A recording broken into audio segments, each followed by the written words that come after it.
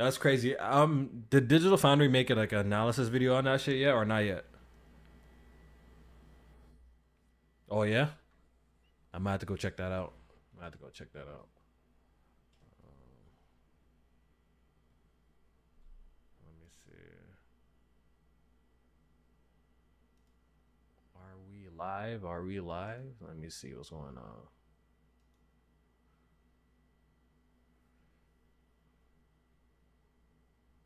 See what the hell is going on, yo. I think we are live. I think we are live. Yeah, I think we are live. Give me a quick mic check, Big Cloud, real quick. No, for you. For you, my guy, not for me. Yeah, you sound good though. You sound good. You sound good. All right, straight. Yes, sir. That's good. That's good. That's good. I'm gonna tell you straight up, yo. We only got 2 boxes, so yeah, you don't need a camera in this pod, bro. You don't need a camera in this pod.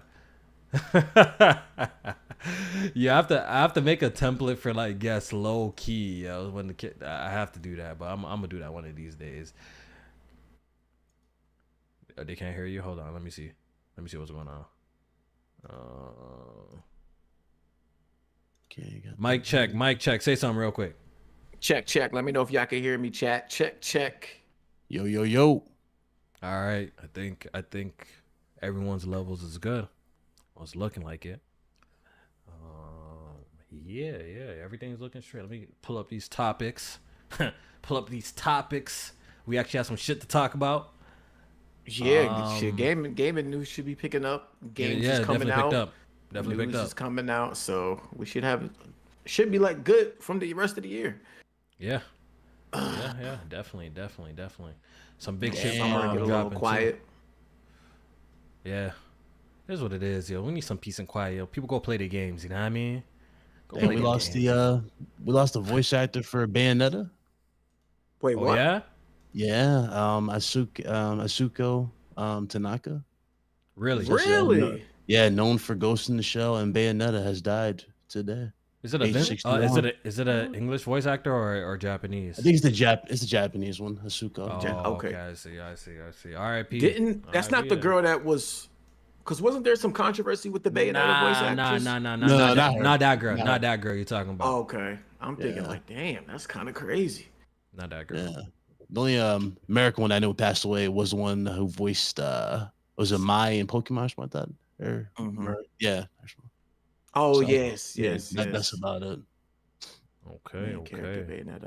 Okay, yeah. Helena Taylor, I think, was the other one. But you're talking about Asuko Tanaka. Yeah, it's probably the Japanese voice actor. Yeah, she is. The Japanese voice actor. All right, R.I.P. then. R.I.P. Yeah. All right, yo. We live. Another episode of Good Gaming. We back with another podcast. The bi-weekly podcast, low key, but hopefully we're going to be on a weekly schedule as gaming news picks up. Yeah, the next couple of weeks, it should be popping. We had a pretty busy week this week with Gamescom announcements and stuff like that. Last week wasn't too bad. We were supposed to pod last week, but I had a family emergency, so I couldn't do it. So we just postponed it to Tuesday. That's why we're on a random Tuesday, you know what I mean? So we do have a good show for you guys today. We're gonna talk about some good topics. So shout out to all the people watching the podcast live. Shout out to all the mods. Shout out to all the Patreon supporters, the channel members, all that good stuff. Appreciate y'all. Today we do got a guest. We got our boy Big Cloud joining us for the podcast. Big Cloud, say what up to the people real quick. Yo, what's good, man? Thanks for having me. Yes, sir. Yes, sir. It's been a while since we've been on a pod. So since I seen you jump in the Discord, I'm like, you know what? I think it would be a good idea to get you on. So I'm glad you. Hey man, ever since you got the PlayStation bag, I don't like this narrative. Dog. You know what I mean? Man, listen. A boy got a little. He talked to me. He talked to me every day. As soon as he did that Spider-Man review, I don't exist. Oh man! Oh please! They trying to put this narrative on me so Can I get my bad. friend back? I'm just saying. They trying to put this narrative on me so bad. You Man's got a little spot. Can I get my friend back? I'm just saying. Bro, man's got a little sponsorship deal that man's acting like I'm moving different, bro. I'm moving the same. You know what? Your DMs probably going to the spam box. They damn sure do. Everything is spam now unless it comes from PlayStation for Kofi. Like, I'll get to it when I get to it. Oh shit. But yeah, glad to have you on the podcast. I guess we can go around and just see, what everyone's been playing since we've been gone, man, and we could start from there. But J-Main, what you been on past 2 weeks? Yeah, so of course I've been dabbling into the Final Fantasy Rebirth. Been playing that. A lot of playtime on the Portal too. I ain't going front. A lot of playtime on the Portal. Look at that. So we gotta pull up some old podcasts of you talking shit too. We definitely gotta do The that. Portal? Nah, I already scrubbed the internet of those. Like, that shit is going. I reported the live streams, the podcasts, everything. I reported it. It's done. So yeah, I'm just piecing my way through that. And today, major releases. I've been playing Black Myth Wukong.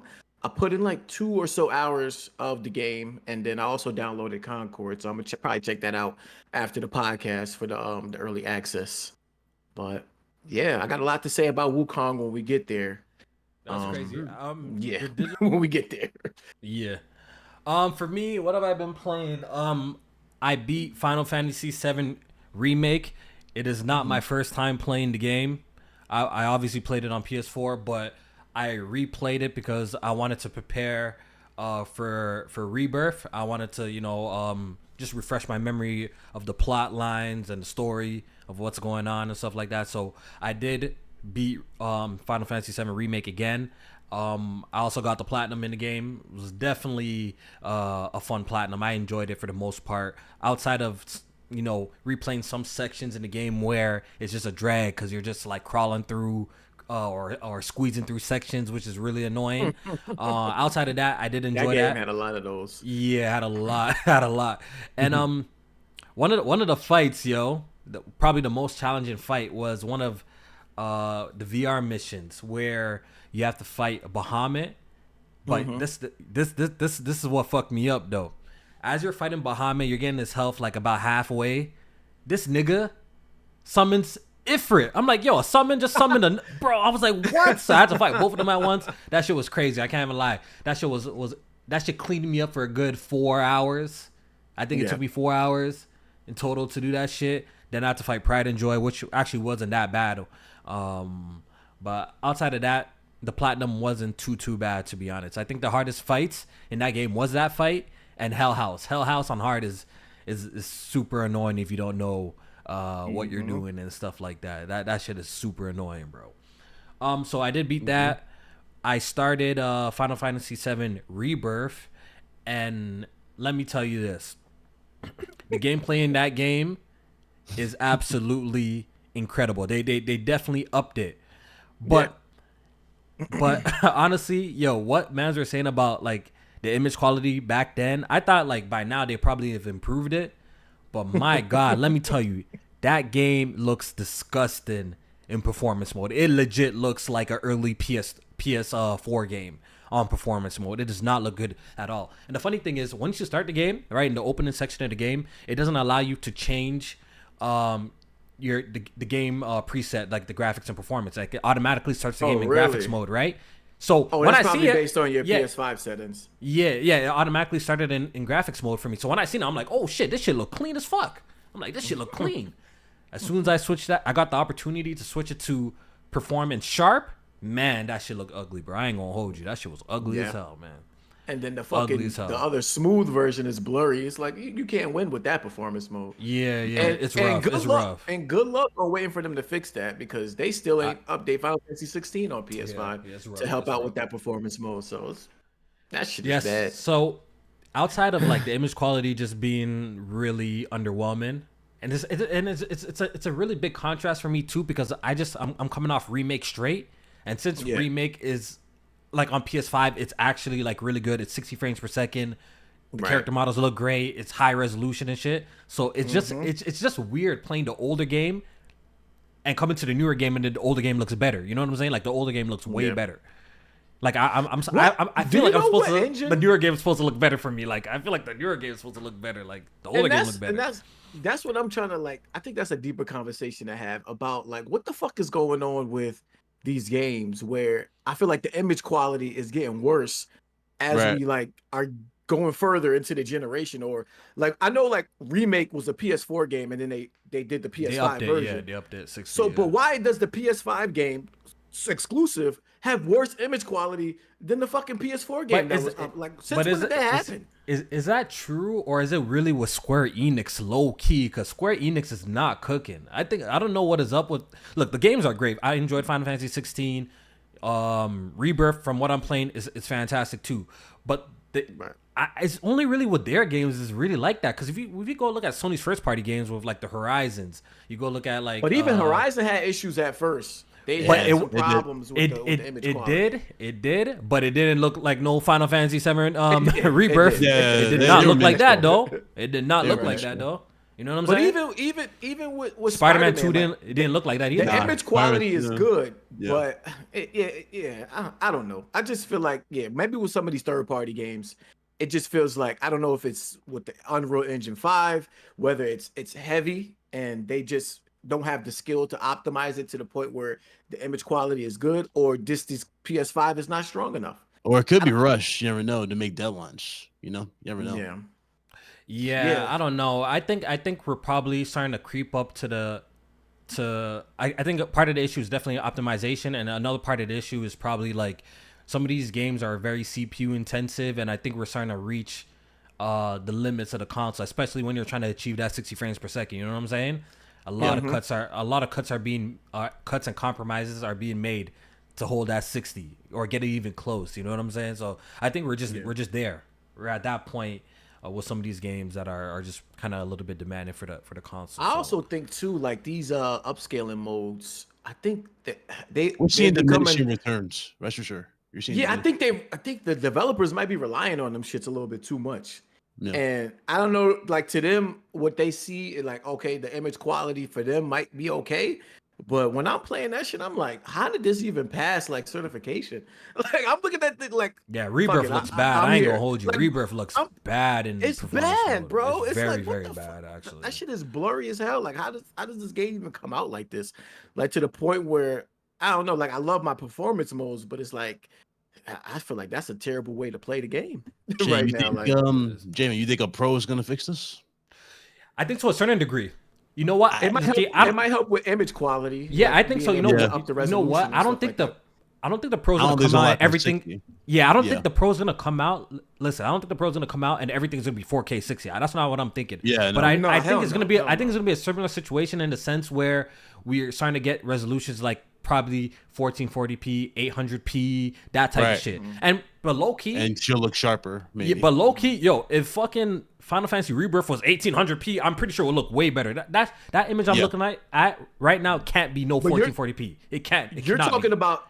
So see, the thing is, you're probably talking about the internal resolution, because what it is the internal resolution be fucking like 720p, and then they upscale it. Yeah, exactly. Or 1440p, and that's what makes it look nasty. So like, I would hope that the pro could help out with upping the internal resolution. That way it doesn't have to upscale so far to reach it. Because the further you go down, because trust me, I know I got a 2070. I'll be trying to upscale some of these games. And I got to go way fucking down. And then like Hellblade 2, I was, it was bad. I was down. I got it at 60, but when I was upscaling from was disrespectful. I don't even want to say it out loud. That's how bad. Like that's how bad it was. Like so, like relying on that internal resolution. Like they'll be like, okay, we can upscale it to 1440p, but get that internal resolution down, so that we can hit 60. And that's where the problem comes at. And you get all these artifacts. The image quality is bad. Like all the edges look nasty. Like that's what I'm running into even with Black Myth Wukong. It's like that shit is bad. Yeah. I'm sure the pro is going to help with that. It's not going to solve the issue because obviously the CPU is it's not like a change in CPU or anything like that. Right, it's like an overclock. The GPU. Yeah, it's like a little bit of an overclock type of situation, right? So I'm sure it's going to help with the image quality with some of these games, but I'm not expecting like some drastic changes type shit. Bro. I don't know, man. I don't know, but yeah. Besides that, what I'm not really playing much else. I did get the Concord review code, but since it's a multiplayer game, the server's open for everybody early. So I did play a couple of matches of that. And J-Man, this is fucking crazy, bro. My first match, I'm spooked, yo. My first match of Concord, bro, took 1 minute and 42 seconds, to get into my first game. And I know this is like the early access period where, like, look, we already know Maz are probably not gonna buy this game. Like, we already know that, right? But it's the DOA, simple man. fact that, like, yo, it took 1 minute and 42 seconds. Bro, I'm like, yo, Jane, guess how many people were live on Steam? What, on Concord? It was like, it said like 1,000. It was only like 1,000 people on it on Steam. Damn. Yo, that's actually higher than I expected. That's No. For the early access portion, They made a that's higher than I mistake, bro. expected. They made a mistake. I They made a mean, it mistake was higher releasing than this that game when at this time, we got bro. the open. Yeah. They made a mistake. Oh, you talking bro. about for the beta, or you talking about for the full game? The real game? He's saying the real The game. real game. The real game's like the 1,000 real people playing, but beforehand it was like what the highest we saw was like 10, right? It was like high, and then it just dropped. It started plateauing at the 10 or something like that. Oh, for the beta? Mm-hmm. Nah, the beta, I think it maxed out At 4K, right? Wasn't it like 4,000? Yeah, it was like 4,000. Really? Well, I thought it was Yeah. 10,000, or maybe I'm counting the PlayStation. No. It wasn't even. It was 2,300. Okay. Ooh. Okay. Yeah, that's crazy. That's crazy. That was for a free beta, bro. Yeah. Yeah. That game's dead on Steam. Like before it even released, it's over for that shit on PC. The console's gonna have to do what it does. PlayStation's gonna have to carry it. Going. It's definitely gonna have to carry it. And I feel like even with Den, like, I think the timing of Concord, like, once again, It's the no matter worst. how you feel about the game, I think the timing of it is bad, bro. If I Right. was in PlayStation shoes, at least to give the game a somewhat of a chance, I would have probably dropped it at the top of the year next year. Yeah, like when you start dropping your real bangers, supposedly. You know what I mean? Like right now, like with the game surrounding this game, I don't see it doing anything, even on the PlayStation side of things like that. I don't even really see it because Black Myth is probably gonna be there. We already know Astrobot's coming out in 2 weeks. There's some other multiplayer. Yeah, there's other multiplayer surrounding like this area. This area is just bad. I think Star Wars, Call of Duty beta come out in like 10 days. the beta, Yeah, and because Star on my Wars. birthday. And no matter how you feel about Star Wars, that's gonna be a popular title amongst people too. You know, just because of the IP alone. So You it's seen just that, a bad time for the game. The man. PC I would've delayed requirements this for that game? For what, Conquest? That shit with a 4090 and it might be like a 14900K Star Wars? CPU. Yeah, with ray tracing, that shit running at like 33 FPS. Yeah. I'm Whoa. like, what? The thing with Ubisoft, I don't think their PC ports have ever been like something to brag about. Like their PC ports are I don't think are ever like super great. Like I'm trying to think back to like Assassin's Creed Odyssey. I remember trying that on PC and the performance on that game wasn't the greatest, especially if you're trying to play it on the higher end settings and stuff like that. It was never really the greatest. So I'm not really too surprised to hear that the game is gonna be like demanding or some shit. Like when it comes to their PC ports, they're if we're being honest, they're not really like the greatest in the game. I'll be having a a problem when games is demanding and they don't look like some of the best shit ever. Right. That's what I'm Yeah. struggling with. Yeah. Like it's like how the like that's I what I'm don't want the struggling guys to to with like like run on a Unreal. PS3. You know, I want to. Yeah, it's like Star Wars Outlaws. Like that game don't. No, I know it's open it looked world, but it's good. like it don't Yeah. look all of that. It Yeah, looks good. That's what but there's pisses a lot me of off too. Y'all spit right. it It's a lot of fast. flash shit about it though. You know, like the instant, I guess, travel from the planets. Whatnot. Like that shit's cool. Like that presentation, all that stuff's cool. But that's really the only thing that's like shocking. You know what I mean? I feel like Jedi Survivor and Jedi Fallen Order is doing a lot more, which is the license personally. But that's just me. Yo, Jamie, do you know how it feels to spend $2,200 on a graphics card, right? Pop in a game, right? That is not even really blowing you away when it comes to detail. You crank that shit to ultra because that's why you bought a $2,000 graphics card, and you're getting like 50, 60, 70 frames. You know how that feels? That's not a good feeling. It's not a good. So, Yeah. the thing is, that's why, like, when it comes to PC and consoles, like, I have totally different standards for both. When I'm playing on my PC, I expect The high best. quality because I spent a lot of money on my shit. So when my Right. shit is not cooperating properly, I'm like, nah, I'm done with this shit. Because look, Final Fantasy 16 just dropped a demo on PC, by the way. It did. Yep. Yeah, it dropped the demo on PC, And I checked it out. I checked it out September, right?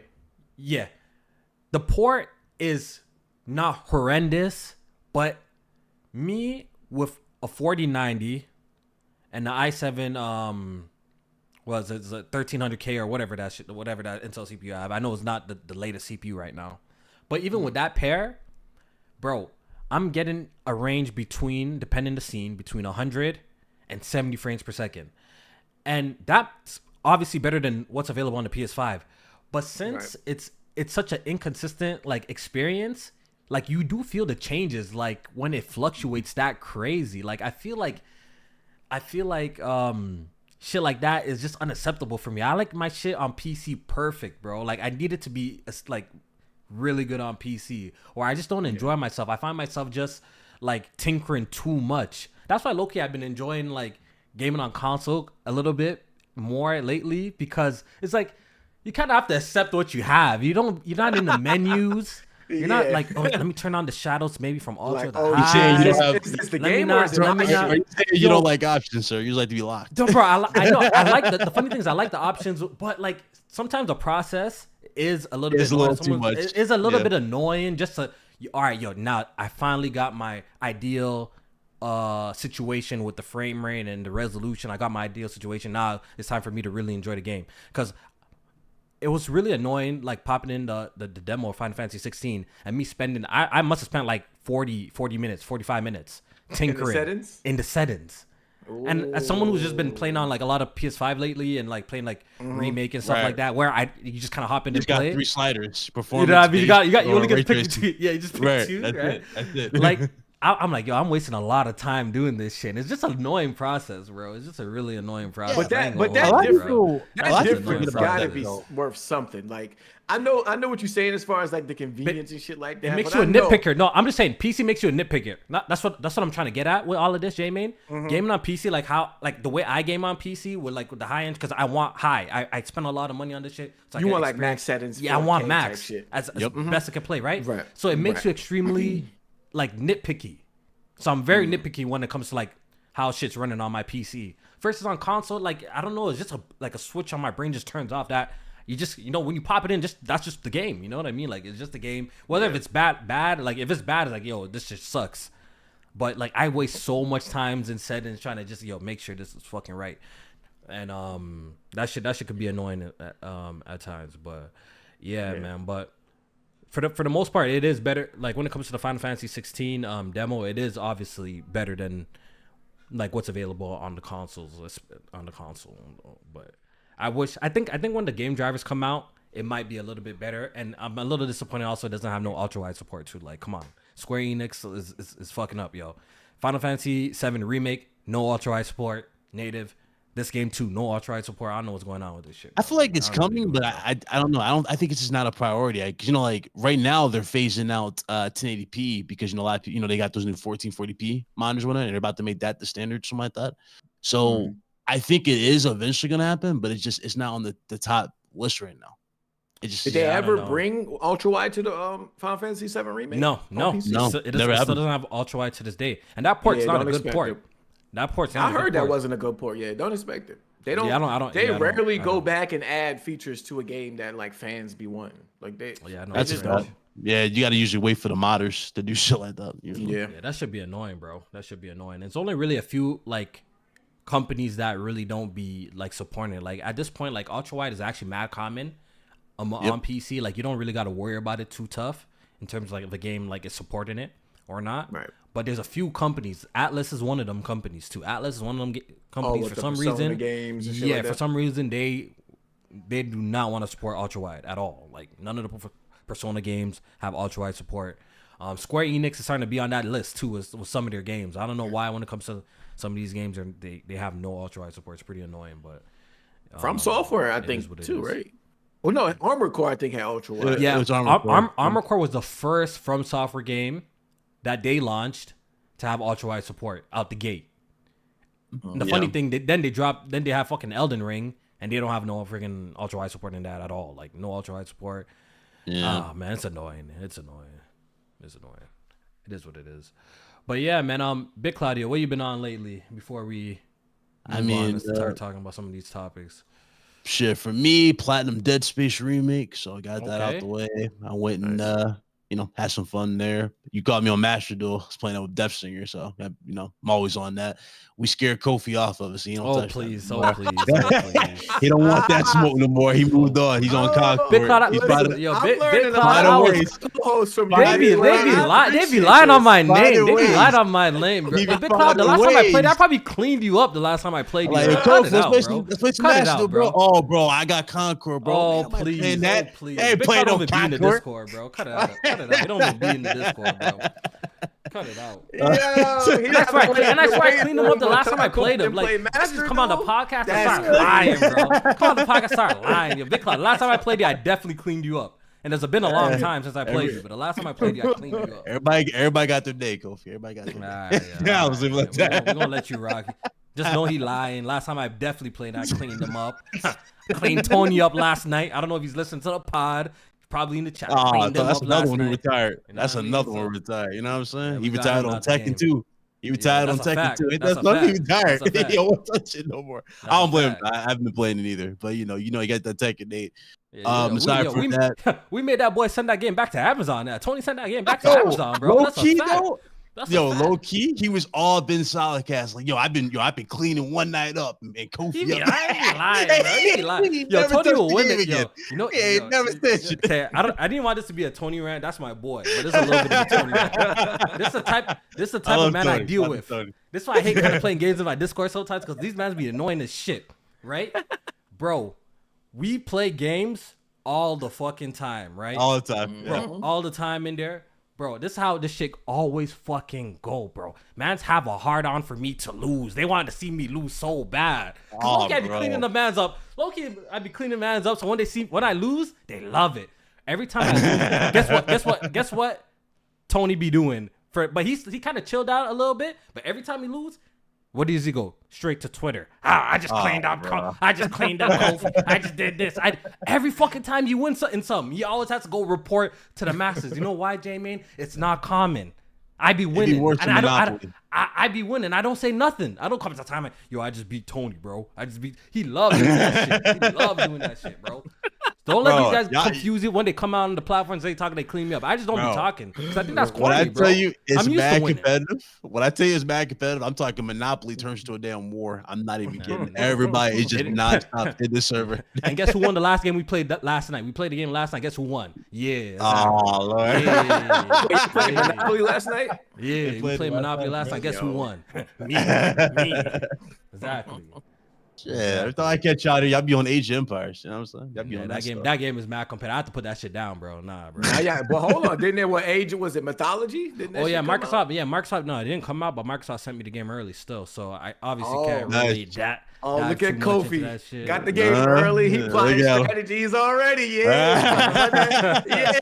Don't play Kofi for a good 2 weeks in that game. You know what I mean? I get a head start a little bit. So I've been playing that shit. Aside from that, though, I got a few other games I got that's in early access. I sent my way, so I'm writing reviews for those. But that's about it. Okay, pretty much. Dope. That's super dope. That's super dope. All right, let's get into some of these topics. I guess let's kick things off with discussing about Gamescom open night live or whatever the shit's called. Yeah, they did a live stream. They announced some games. A lot of mid games, some cool games are in there. So I don't want to go over every single announcement, because I don't think it's worth it. Just go check out the list yourself. But I do want to talk about some of the cool stuff that was announced over there. So, J-Man, do you have the list in front of you? I do. All right. So scroll until you see the first cool thing about the first cool thing that you think. Oh, he gonna be scrolling for a minute. I don't know. Do anybody in here care about Borderlands 4? Okay, yeah, that's a big release. That's a very popular. That's a popular franchise, even though. So they announced that it was more of like a cinematic trailer. They didn't really show like much gameplay, but it's supposed to be coming out next year. So it was PC, PS5, Xbox Series X and X, just showing you that it's currently in development. Okay. Yeah, no gameplay, nothing like that. Just cinematic trailer. Yeah. No. I know. You know how those do. Go ahead. Go ahead. Oh no, I'm saying you know how those do. That's what I said. Oh, okay. Like that community is. I think there's like a huge Borderlands community. I think the last game probably sold like, I think they were saying something like 20 million or something like that. For Borderlands 3? Yeah, Borderlands 3. I think it sold something wild like that. I think they do even conventions and Borderlands conventions and shit like that. Like, apparently the game has a huge community, so I'm sure it's gonna be a massive success when it comes out. I'm not particularly a fan of the Borderlands franchise like that. I've tried like 2 of the games. One of it was a PS Vita, and holy, the frame rate. That was Borderlands 2. Disgusting. Oh my god, I remember trying on the Vita. That shit was disgusting. I always wanted to get into the franchise. Like I feel like I own almost all the games, or at least you can get it for cheap or whatever. Yeah. But I just never got around to doing it. Like, but I wanna get into it and like start from the beginning and eventually work my way up. But it seems like these might be games that are enjoyable more with like co-op and playing with friends and stuff like that. Yeah. Yeah. But If you're really into loot collection too, I think like loot collection is like a really big thing in that, right? Like multiple weapons and shit like that. I think that's like the whole premise of the game, right? So there's that. Yeah. So they announced that coming. Did they say it's coming out next year or what? Yeah, no I date. think They just said it. Yeah, I'm guessing we're will gonna be hear more released about it sometime next year. 2025. Yeah, so Oh, it's coming out okay. next year. Okay, cool. We got a long trailer for Call of Duty Black Ops 6. What you guys think of that? You ain't fucking with it. Bro, listen, I've seen it. I've seen it so many times. Like you've been Call of Duty'd out when you know exactly when the explosion is gonna happen before it even. When he starts grappling up, he's like, "Okay, we're almost home free." I'm like, "Oh, gee, let me guess." Boom, oh, there it is. And then it was definitely very formulaic for a Call of Duty campaign trailer. Yeah. Like I even predicted that it's gonna be like a chase scene towards the end. Like it always ends with a chase scene, some wild ass crash. Now we got Jay. Now we got kill streaks in the damn story. He calling out RTX. Listen, that's what we're doing. As long as we don't got them Warzone ass style campaign missions, I'm cool. I feel like those might come back though. I don't know. A lot of people like if they bring I'm not fucking with if they bring those shits back. They had those in the last game and that shit is trash. So you think it's zombie focused this one? Would you say? Nah, man. I just need the campaign to be focused on the linear missions with the set pieces and the big explosions. Like basically what you got in that trailer is what I want the story to be focused with. I know the gameplay is gonna be the same exact shit. I just like I play Call of Duty more like for the characters and that's crazy to say, but I played the story mode for like the characters and the storyline and shit like that. The gameplay is usually exactly the same. They don't really add too much new to it. I got out of, I don't know. I haven't been invested in a Call of Duty story probably since, if I'm being real honest, probably Ghost. That was the last one I was there. That was the last one I kind of was really invested into. They had some good ones after Ghost, actually. Did they? Because I haven't seen this or for. I thought Cold War campaign. I kind of treat them like Michael Bay movies type of shit. You know what I mean? Like Call of Duty. Like, I don't really care for the. Listen. I think the only character I can remember off the top of my head is Price. Or something like that, Price. But like, I never really. No, that's Modern Warfare. That's Modern Warfare. Yeah. I never really pay attention to the story like that. Like they never really stay with me, but it's a good time playing it. You know what I'm saying? Like they never stay with me for like the long run, but. Yeah, I just have fun running through it because Call of Duty has like really sound gameplay mechanics. So what do y'all think about this Omni movement shit? You think it's gonna be a big game changer or what? Honestly, bro, it looks cool. It looks dynamic or not. But we already know how this shit's gonna go online. Dude's just gonna find the nicest, sweetest little corner and just sit in the corner and wait and wait and wait. Yo. It kind of reminds me. Y'all remember the contextual lean from COD Ghost, where you could do that little thing, you slide out, like the contextual lean, where you turn out. Yeah. It's the exact same thing. I'm getting the same vibe, just like that. Like I know people are gonna abuse it, and they're not gonna. You know what? Did y'all see the third person slide in and the bottom, slide in and the bunny hopping, that shit. If y'all thought that shit was annoying, this shit's about to be even worse then for those people who play like that. Like know how they're all sporadic and shit. Now that you can run backwards into the side, that shit about to be nasty, bro. And bro, and for as much money as they put into showcasing that, like the presentation on that, I know it damn well they ain't put a dime into them damn servers, so it's gonna be even worse when you get online. Like that's shit's gonna be messy. That shit's definitely gonna be crazy. Them sweaty people in there are gonna take it to. I already know. I'm gonna play that for a good 2 months and drop it like every other Call of Duty I played lately. Now, I play it for a good 2 months and it's over, bro. They barely get 2 weeks out of me. That's how them shit. It might be 30 days, then it'll be over with right there. I don't know. Zombies might keep you invested though. If Zombies is really good this time. You know what? I haven't Yeah, they're played supposed to be zombies in a while, returning still. to Yeah. the round based and all of that. So I know people are excited about that. I don't know. I'm a fan of Omni movement, like because it was in some other games, but I know like with the Call of Duty, it's the community that's gonna fuck that shit up. Exactly. Because like Battlefield 5 had a little bit of the Omni movement going on too, and I loved it in that game. I was pissed off when 2042 didn't have it. But of course, like games like Metal Gear Solid has a little bit of that going on, even Last of Us and shit like that, Part 2. So, but sad backwards and shit. yeah, but with Call of Duty being a Twitch shooter and people like increasing the sensitivity and all that other shit, mouse and keyboard, that shit, it's gonna be nasty. I saw a video of it in third person. It kind of looked like Max Payne on crack. That shit looked crazy. What the fuck game is this? Yeah, that shit's wild. All right, so moving on. Dying Light. We're getting a new Dying Light game. So this was a little bit of one of the bigger games that they revealed. Dying Light, I thought this the was Beast. DLC. This is actually a new game. So it started off as DLC, and what they said was if you bought the Dying Light 2 Gold or Ultimate Edition, you get this for free. Really? Oh, okay. Yeah. Really? They said you So get that's this for free kind of on like how Twitter. they did with Uncharted with Seasons Past. Like if you bought that shit for $4, you got Lost Legacy for free because it started out as DLC and they just made the whole like separate It spin-off just got game. bigger. It just got Right, bigger. yeah, very ambitious because you can drive cars and stuff like this in here, and it looks a lot better. Like they did like a lot of more refinements to the combat, and the fact that they got the original character from the first one back is really cool too. So Yeah, I thought he looked familiar. Kyle Crane, that's him. Yep.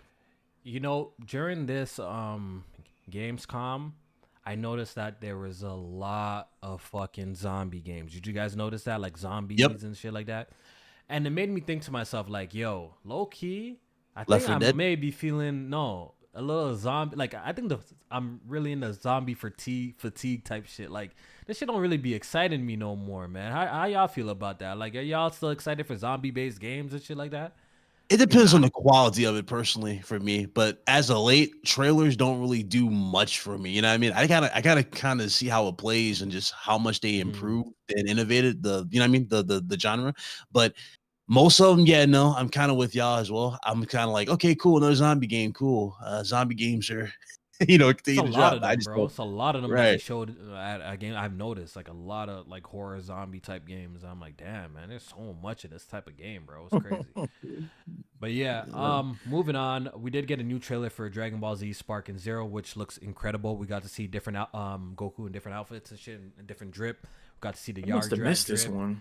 I didn't even see that shit. Yeah, shit. It was like a full-on montage. And I was kind of watching this shit while I was working, so I missed it. I must have missed this one. Got you. Me too. I got you. But the game is shaping up. It's looking really good. Obviously, you guys already know I'm a super big Dragon Ball Z fan, so this is a day zero. Oh yeah, we on that October 11th. I can't wait for this game.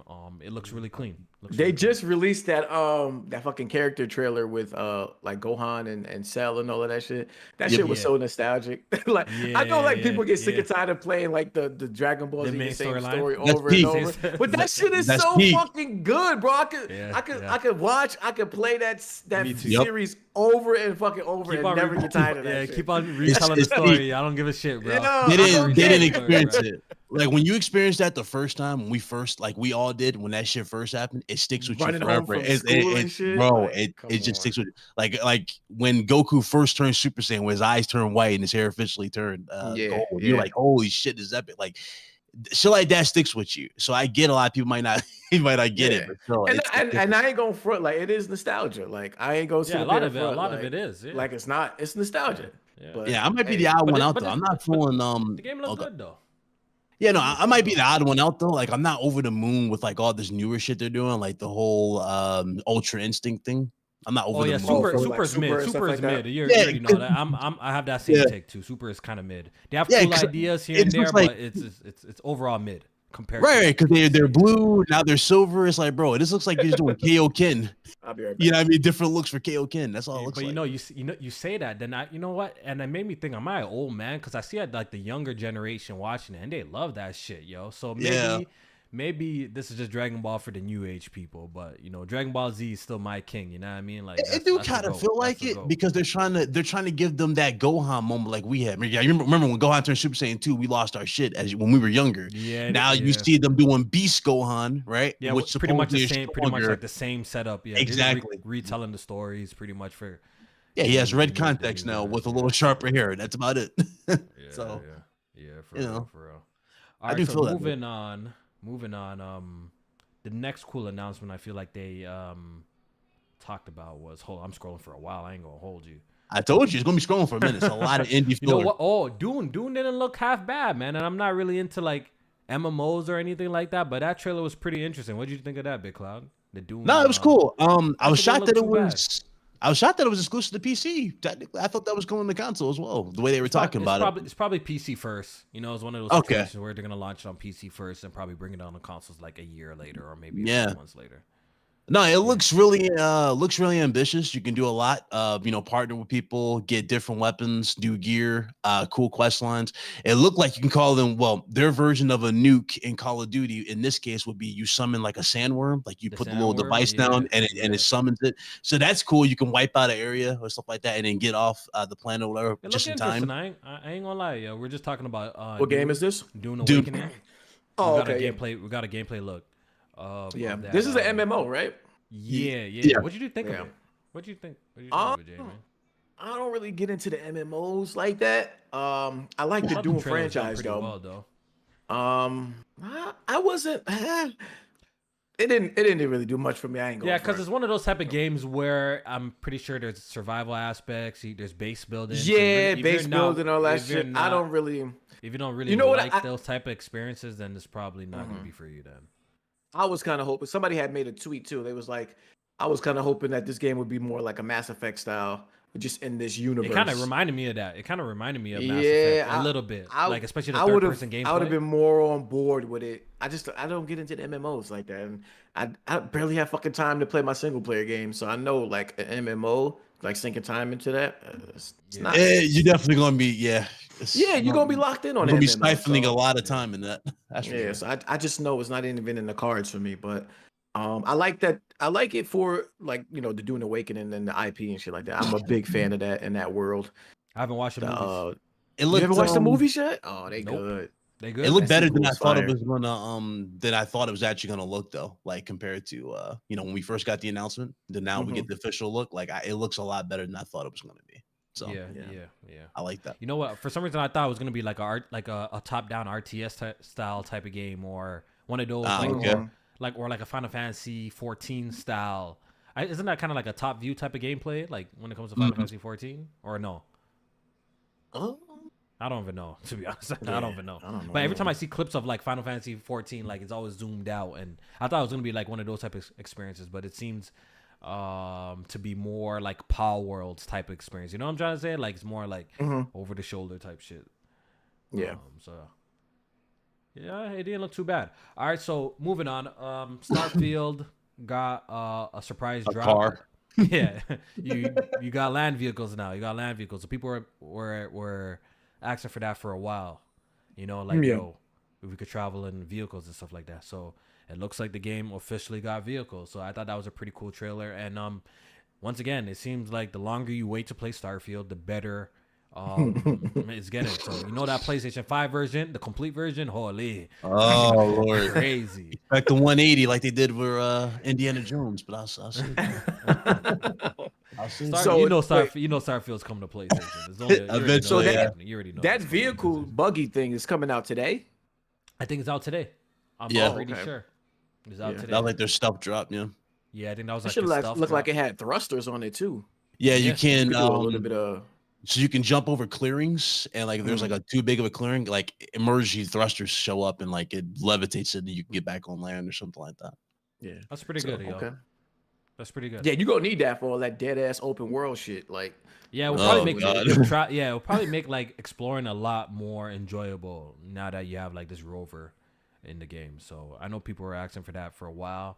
I think people are asking for you to control mechs or some shit too. So who knows, maybe not. Well, y'all gonna revisit? You know what? Oh, I'm definitely gonna revisit Starfield. I need to get back to it. I put 20 hours into Starfield, and funny thing is, I was actually enjoying it. I thought the game wasn't too bad. Like I wasn't on this hate train that people were on. I thought the game was pretty solid. But for whatever reason, I dropped it because of some other game. I forgot what took over my mind at that point where I just started playing some other shit. Then I realized just say that it was trash. no, man. it wasn't trash. It wasn't trash. I'm not lying. You No, the can't game wasn't remember trash. the game I'm not you close to dropped that. it for, dog. It was trash. No, it's not trash. Like, I'm not co-signing that. I'm not co-signing that. I don't think Starfield is trash. But the only reason, J-Main, the only reason I didn't jump my black ass back on that game, because it came to a point I'm like, oh shit, they added DLS says this. They added this. Oh shit, they added this. I'm like, at this point, I'm in no rush to play this game now. They keep on adding shit to the game. So why should I play this game? I'm gonna start the game over. I'm gonna start a fresh new save when the game is complete and all the fly shit is in the game. That's what I'm starting all over, bro. You are not starting I over. PS5 version to come out so he can get the platinum in the game. Listen, I already know what time it is. That PC joint will get touched. He gonna start all over PS5. Exactly. Yeah, he waiting for the PS5 version. That's his He gonna enjoy bag it. now. He gonna enjoy the PS5 version and all this 12 frames. Nah, I'm not co-signing Starfield's ass. I'm not co-signing that. That game was not that bad that y'all were talking about. It really is not that bad. I'm saying the only reason why I dropped that shit because I seen the game was getting better and better. I'm like, yo, why am I even playing this shit? Let me just wait for the complete version later down the road. And I just haven't got back to it since. But I'm glad. Like, look, J-Man, I waited. Now nigga got cars. I got cars in the game now. I'm gonna keep waiting. Everybody remember this. Somebody clip this. Everybody remember this because when I'm it gonna comes beat to the game. PlayStation, his ass is gonna be on that shit. Trust me, when the complete version drop with the DLC and all that shit, I'm gonna come back to the game. And on PlayStation. Yep. We know. The complete edition coming to PlayStation. I'll tell you that much. Shout out to Bar. What'd he say? That Sony stench. There you go. That's what it's gonna say.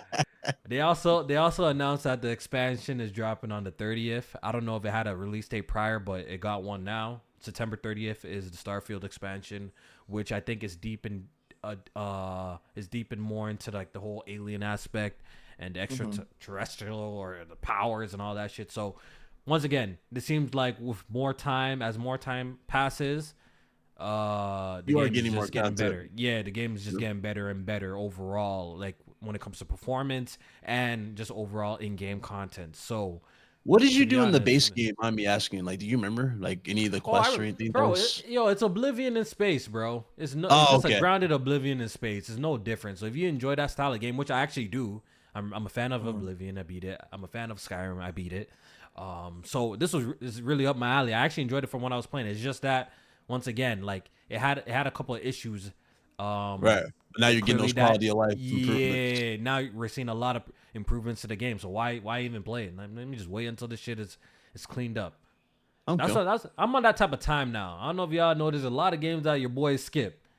A lot of games your boy didn't buy day one. That did not buy day one and skip because I mean, it's not a bad idea. I ain't gonna because nowadays I'm trying to realize, first of all, like I'm buying these games. It's risky buying shit day one now. Buy day one, right? And if it's not something like, if it's something that like it's not so pressing for you to play, like why just buy day one, and play like the worst version of the game? You know what I'm saying? Like what's the fucking point? Like, might as well just wait and play something else and just come back to it when the game's actually fixed in a complete state. So I did that with quite a few games and shit. I thought Final Fantasy Rebirth was gonna be one of them type of games that they're gonna fix the shit, but they didn't fix shit. All these months later, they didn't fix shit. Hell no. If anything, they're working enough. on the PS5 Pro patch or some shit like that. So I'm crossing my fingers for that shit. I'm crossing my fingers. That's gonna be a whole new experience on PS5 Pro. They're gonna advertise it. Yeah, I'm hoping that's the case for real. That's low key why I'm dragging my feet with the game myself. Like, Really? You just went for a pro? Yeah, that's what y'all doing? Yeah, because I see better visual quality. I mean, what better visual quality? What you think the pricing of that's gonna be since y'all on it? The Pro? Yeah, pro. Yeah, I think it's gonna be probably $100 more. Probably $100 more than the current PlayStation. You think it'd be $6? Yeah, I think $100 more than the current PlayStation. How much is the PlayStation? I'll sell my PS5 for 500 still. Yeah, it's 5 because they got that slim. Yeah, so it'll be $599. I think it'll be $100 more. If it's any more, I'll be surprised. But then again, I don't know if I'll be shocked. If it's maybe it's like 150 more. Who knows? I could. If it's 150 more, then I would at least too. hope for that CPU to at least get more than just an overclock. Hopefully. Nah, because the reason why I say that is because you know, with the last PlayStation, we already know like this is not supposed to kind of like it's not supposed to eclipse like the original. It's kind of just for that. Yeah, it's kind of just for that enthusiast who wants it really. You know what I'm saying? So I wouldn't be too surprised if it turned out to be like 150 more. And looking at the price of everything these days, it might just be to be honest. So anywhere between like 100 and 150 more than the current PlayStation is my prediction. Okay. All right, moving on. Scrolling. Okay, Yeah. Towerborn. This is like a game developed by Xbox, one of their studios. It's coming to Steam, early access, but it's not coming to Xbox preview. So this had a lot of people scratching their head because the game has been only promoted for Xbox for the most part, and apparently Steam is getting early access of the game, and so Xbox will not be getting early access of this game. So how I took it is that the expectation was that this game was going to be coming out fully this year. That was the expectation from a lot of people that I've seen that were looking forward to this game. From what we learned today, is actually going to be into early access, and that isn't coming out for Xbox until next year. But the Steam version is getting early access this year. So a lot of Xbox players on Twitter were upset because it really went from like, okay, what the fuck? We thought we was getting the game completely this year to it's going into early access and we ain't even getting that until next year, and PC is getting it first. And then there's still a little bit of confusion because now I'm hearing that the game is actually going to be free to play. And so it's supposed to be going to Game Pass. So I guess Game Pass might be having some they switched the model bonuses. They switched the whole model. They probably switched the model for the game because they already know what it is. The game. See, honestly, PlayStation could have learned a thing or two and took an example and did this with Concord or some. They should have. They should have put it in for Plus or made it free to play or some shit like that. Exactly. Sony not even giving you discounts for these damn remakes or these remasters they keep doing, like the Until Dawn joint. They're not even thinking properly, which like that. Just not. Oh yeah, I totally forgot about that. Yeah, that game is gonna be what, like a full price for a retail game? Yep, full price. $60. $60 is supposed to be. That's kind of crazy, but they did do a lot of work to that. Like we could talk about it a little bit later, but they did do a lot of work to that. But moving on. Wait, you skipped the secret level shit. I know it's not gaming, but it has something basically to do with like it's like a collaboration of Sony and a bunch of developers. They got like seafood characters in there. They got Mega Man. I do have some questions. Actually, I do have some questions. So is this are they going to be doing like episodes focused on each one of these franchises? I think it's like a crossover. Like everybody's going to be in the same world-ish, or they unite or something like that, or they find each other. You know what I mean? Because they said it's like a love letter to fans of the characters. Is that's what happening? I thought it's going to be individual stories. I think it is because it's supposed to be an anthology. Stories. It's an anthology series, which means that each story is individually told. Almost like What If, right? Like from Marvel. Like yes. What If, like an episode is like, that's what I was thinking. Yeah, so I think like each episode is going to be a different game or a different publisher. Yeah, because I think the PlayStation episode they said is going to have multiple PlayStation IP within it. So you might see a Kratos, you might see a Jin Sakai in the PlayStation episode. Where it's going to probably have its own story, but each of these characters are going to be in it as well. But I thought it's a good idea. It's a good idea, to be honest. Yeah. Some of these franchises, like I saw like clips of the seafood and that shit look dope, right? Yeah. Like, those will make really great kind of like animated films and stuff like that. And I'm pretty sure the studio that's working on it, I think they said they're Blur, right? I'm pretty sure those are the people who did like Halo 2, like the cutscenes for Halo 2 Anniversary. I don't know if you remember that. Yeah. Remember that? Some shit like that? Halo 2 Anniversary? I think they did the cutscenes for that. Didn't they not? Blur is popular for doing all of those games where you see the trailer look fucking amazing and then there's some top-down PC dog shit. That's Blur. Right. Yeah. I swear they did that for Halo 2 Anniversary. I'm not bugging about that. But whatever. Yeah. I feel like they did the cutscenes for that too. But it's a great idea, man. It's a great idea, and I think like we already seen what TV and film can do for gaming. It can also like increase the demand and popularity of certain franchises and stuff like that. So it is cool to see stuff like this happen. And you're right about that. It was Blur, They right? did they remade the cutscenes. Halo 2 cutscenes All of the cutscenes for the game. Master Chief Collection. Yeah, exactly. I knew I was. And they also did cutscenes for Batman Arkham City, Origins, Night, Halo Wars. They're really good. They're really good at what they do. They really good at what they do. It was so crazy because I'm looking at it and I saw like the screenshot of Kratos and I'm like, damn, I want the Sony Kratos like series to look like that rather than it actually be like a live action and they hire a The Rock or an actor. Like I don't, because I feel like, don't you think it'll cost too much? I heard they're paying one of these like actors, man. That shit could charge up a bill too. I'm not really too. Maybe someone who's into film or in the chat or in all of that shit will let me know. I'm not really too informed on that type on the subject. I think certain things would be better in the format. And that type of thing is very expensive. I always hear like CGI and them type of shit is very expensive. Can you imagine like a long form like content like in seasons doing it straight like that? It would cost a lot of money to do, huh? Yeah, it probably would. Also, they said it's 10 episodes, and we don't know how long each episode is too, as well. So I don't know what the budget is on this as well. It could be short. You never know. It might not be an hour. It could be like little short stories or you know what I'm saying 20 minutes. It could be. Who knows, yo. Yeah, but if it is they're long stories, then it does leave a little bit more to desired in terms of like God of War being put in that for like the full on movie as opposed to like the TV show where you're gonna have like a real guy replacing him. Like people are saying Batista should play Kratos. I'm like, no. I'm saying right now we don't want that. So that's Master Chief. I mean, I think all of that is a mistake. I feel like some of those franchises that they're trying to like spin off into TV shows, they really should consider doing an animation. Because I feel like some things just work better in like The Last of Us works in live action just because of the style of game. It tries to mimic reality in so reality. Yeah, it's grounded. I mean? Right, exactly. But do you think Halo would be better in that style? In animated? And I feel like Halo can work live action, to be honest. But I don't see how. I'm very curious to see how Horizon would work live action. Weren't they saying they're trying to? It got canceled though, right? It got canceled. Yeah. Well, no, it didn't get canceled. They didn't? Moved on from the director that they were using. Oh, because he had some. See, I feel like Horizon would be way cooler as an animation than live action. You know what I'm saying? Right. Like something like a Sifu. Even though I think I think that could work both ways. That would be fire live action. I think that could work both ways. Yeah. I think that could work both ways. Because that could be fucking John Wick. Like, exactly. That should be like Shang-Chi. Yeah, Shang-Chi and shit like that. Donnie Yang or whatever his name is could play that shit. Oh, Donnie Yen? Yeah. Right. Yeah, the guy who was in John Wick 4. Like, he would body something like that.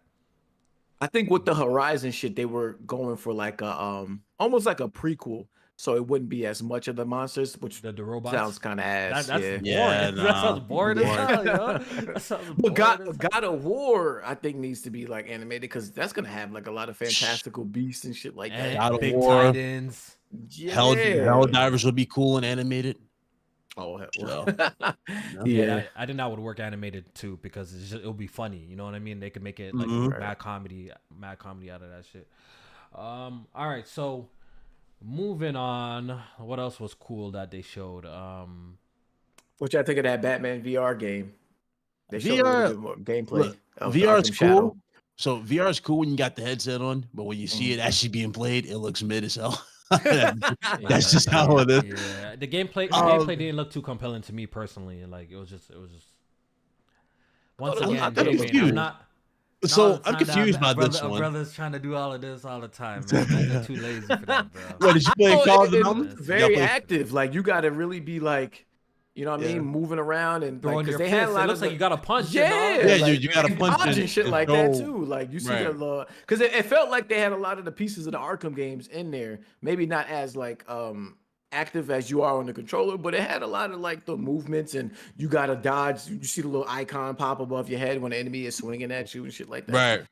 Like I like to see, and then the detective mode, like that should be cool as hell. You know what I personally think. I think this is just my personal opinion. I think VR is just better for like a little bit more very short form experiences. That's me personally. Arcadey short form experiences. The games like the Beat Sabers. Games like Gunjack, games that are very arcadey. I'm surprised off and on. I feel like those. I find like when I do put on my VR headset, those are the type of the experiences that I play J-Main more so than like the AAA 10-hour, 15-hour VR game. Right. I find myself playing maybe like the games that are kind of arcadey, that like is score based, little just fun shit like that. That's just me. I don't know. I know there's a group of VR gamers that want the AAA experience, the long 50-hour Skyrim VR, Skyrim VR, Skyrim VR. That's a I don't know, much. man. I think it's too much for me personally. I like I want like a time crisis type of situation. I want that's those type of games. But I think like feeling like Batman House of VR the Dead, would be bring back fire, House of the Dead for it. You know what I mean? House of the those Dead type of like score based games that like if you died then you kind of game over, then you kind of pick up where you left off. I think I prefer those VR experiences, not like have used. And I'm surprised we don't see more of those, because that's why I thought VR was gonna revitalize those games, at least push those games, like arcade games at home, like you know how like like the whole movie light games gun, or the whole light gun, Jurassic Park on rails. I want more games on rails in VR. Just sit there and you kind of point and shoot like. I don't gotta stand up and do all these gestures. I don't gotta do too much. Nah, let me go on rails, point and shoot. That's me. I'm only talking for myself. Wait, J-Man, you rocking with the Call of the Mountain type of games on VR? I mean, I didn't get a VR too, but if I had it, I definitely would have played it. I definitely that would be the experience. No, I didn't buy that game. This Batman shit got me like I was looking at it like, damn, I want to play something like that. Like you feel like you're playing. I'm calling cap on you because you keep saying all this VR this, VR that, but I never see you with a damn headset. You don't want to buy the headset. You want to play these games. Headset. Oh my god, J-Man. The only reason why I didn't buy the second shit is because Sony is not producing games for that shit no more. But you already know that's gonna be a thing. You're gonna have to rely on the third party, and not even on the PC side of things. So that's even better for you. I'm not. But why does it have to be PlayStation exclusive? You could use the headset for. No, PC it don't. But they usually the exclusives like push the hardware. Pushed it, yeah. Yeah, they usually take advantage of all of the features that the headset would have. That's why I would want Sony to implement like more games and shit like that. So if they're not doing, I'm like, all right, then I don't know. And then you see it's on PC, but it don't have none of the shit that the PS5 version of it has. So it's like, I'm cool. I'm gonna be honest with you though, Jay. I feel like you're gonna be. You say this like you're saying like you're all in, but I feel like you're gonna get bored and tired of that shit. Probably like after chapter 2. Okay. So you had the VR 1. How was your experience on that? What big games or long form games did you play from beginning to end? On VR, I played Astrobot. That was incredible. Okay. I played. But that's kind of a chill experience, right? That's a sitting down. It's almost like a Moss experience, isn't it? Not or no? You're not really as active. The so that active game that I played on the PSVR 1 was the shit from London Studios. I can't fucking remember even the name of that shit right now. London Studios. And they're shut down now. Is it Riggs? Is it Riggs? No, it's not Riggs. I got you. Hold up. It is Blood and Truth. But the thing with Blood and Truth, is that you walk around, you shoot, like what is that? What type of game is that? It's like an action game. So you could move from spot to spot. Like it's not like you walking around. You kind of like a jump. It's like a jump. Spot. Yeah. Okay. Like a jump teleport. But when it comes to the action, you really in it. You got to duck down. You got to pop out, shoot around, and then like you can explore the areas a little bit. Like look around for collectibles. I think that shit might have been like, it's not long, probably like maybe like 8 to 10 hours max. That's not bad. That's impressive. Go ahead. No, I'm just saying that like those type of experiences I can't play on VR. I find myself that even if I start them, I don't finish them. Yeah. And I played the Resident Evil 7 shit in VR. That I ain't gonna front. That shit scared the hell out of me, but I enjoyed it. Like I like that experience. But what you saying, like you don't want to be sitting in that VR experience all day long like you would if you were holding a controller, because it takes some getting used to even sit in the VR for that long. You be sweating in that motherfucker. And you gotta make sure you got the room to move around as well. Like that's why not to like make this about a VR conversation. I do want to move on from this, but I feel like just a lifestyle situation too. It's hard when you got like family around, bro. Like it's too much isolation. You know what I mean? Like you got a kid around. I think that really matters though. You isolated when you regularly gaming. Like no, I mean I know I am. But like think about it. Look, for me, I have to be hands on with the kid. If my girl calls me for something or you need my assistance, bro. Now I gotta take off the headset. If I'm wearing untangle the hand, right? Untangle. Now I'm coming back, put the shit back on, finding the sweet spot, and like you know what I mean, like. if I'm playing VR, so basically I find what you're myself, saying is- if I find myself, if I'm playing VR, it has to be when everybody is asleep. More times when I played VR and enjoyed myself, like someone enjoyed myself, is like when It's by yourself. No one I'm there. literally by myself. Nobody's here. Yeah. Nobody's here. Oh, okay. I feel So like basically what you're saying is you ain't the man of the house. So go ahead. Take your apron off. Take your There we apron go. off when you get a chance, and You take off your would- cleaning gloves, and then look at let this us know when you guy. get time to play the game. You went there. Look at Jay. That's man. cold. That's cold. Man. Oh man, don't worry. Your there. time will come, brother. Your time will come, brother. Your time will come. It's team fuck them kids till I die. Oh man, Oh, yeah. So I don't know. VR is some cool shit. Don't get me wrong. I always stand by. I always say, yo, that shit is cool, but I just don't see how. I don't think it's just too practical for like most people in their lives. To be honest, I don't think it's that practical. Yeah, we're years away before we get to those glasses that Sony showed and like that beyond we might need PlayStation something thing. that's like, You know what I'm talking about? we might see something that you just put on like this and that, and like you're like that's Right, it. like AR. I think that's AR, right? That's technically AR, not VR, but still, we're away Something from that it. you're not so make a feeling that you're so disconnected from like everything. I don't know. Your surroundings, I don't know. yeah. It's just it's a little too much sometimes, yo. It's sometimes a little too much. All right, moving on. You see, this I was a little bit disappointed about this because I did hear that we're gonna get a Squid Game video game. Okay.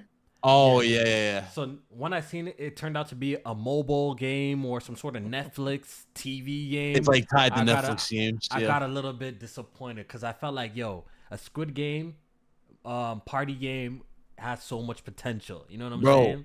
For were you getting streamers, Fall for Guys so much vibes? people, bro.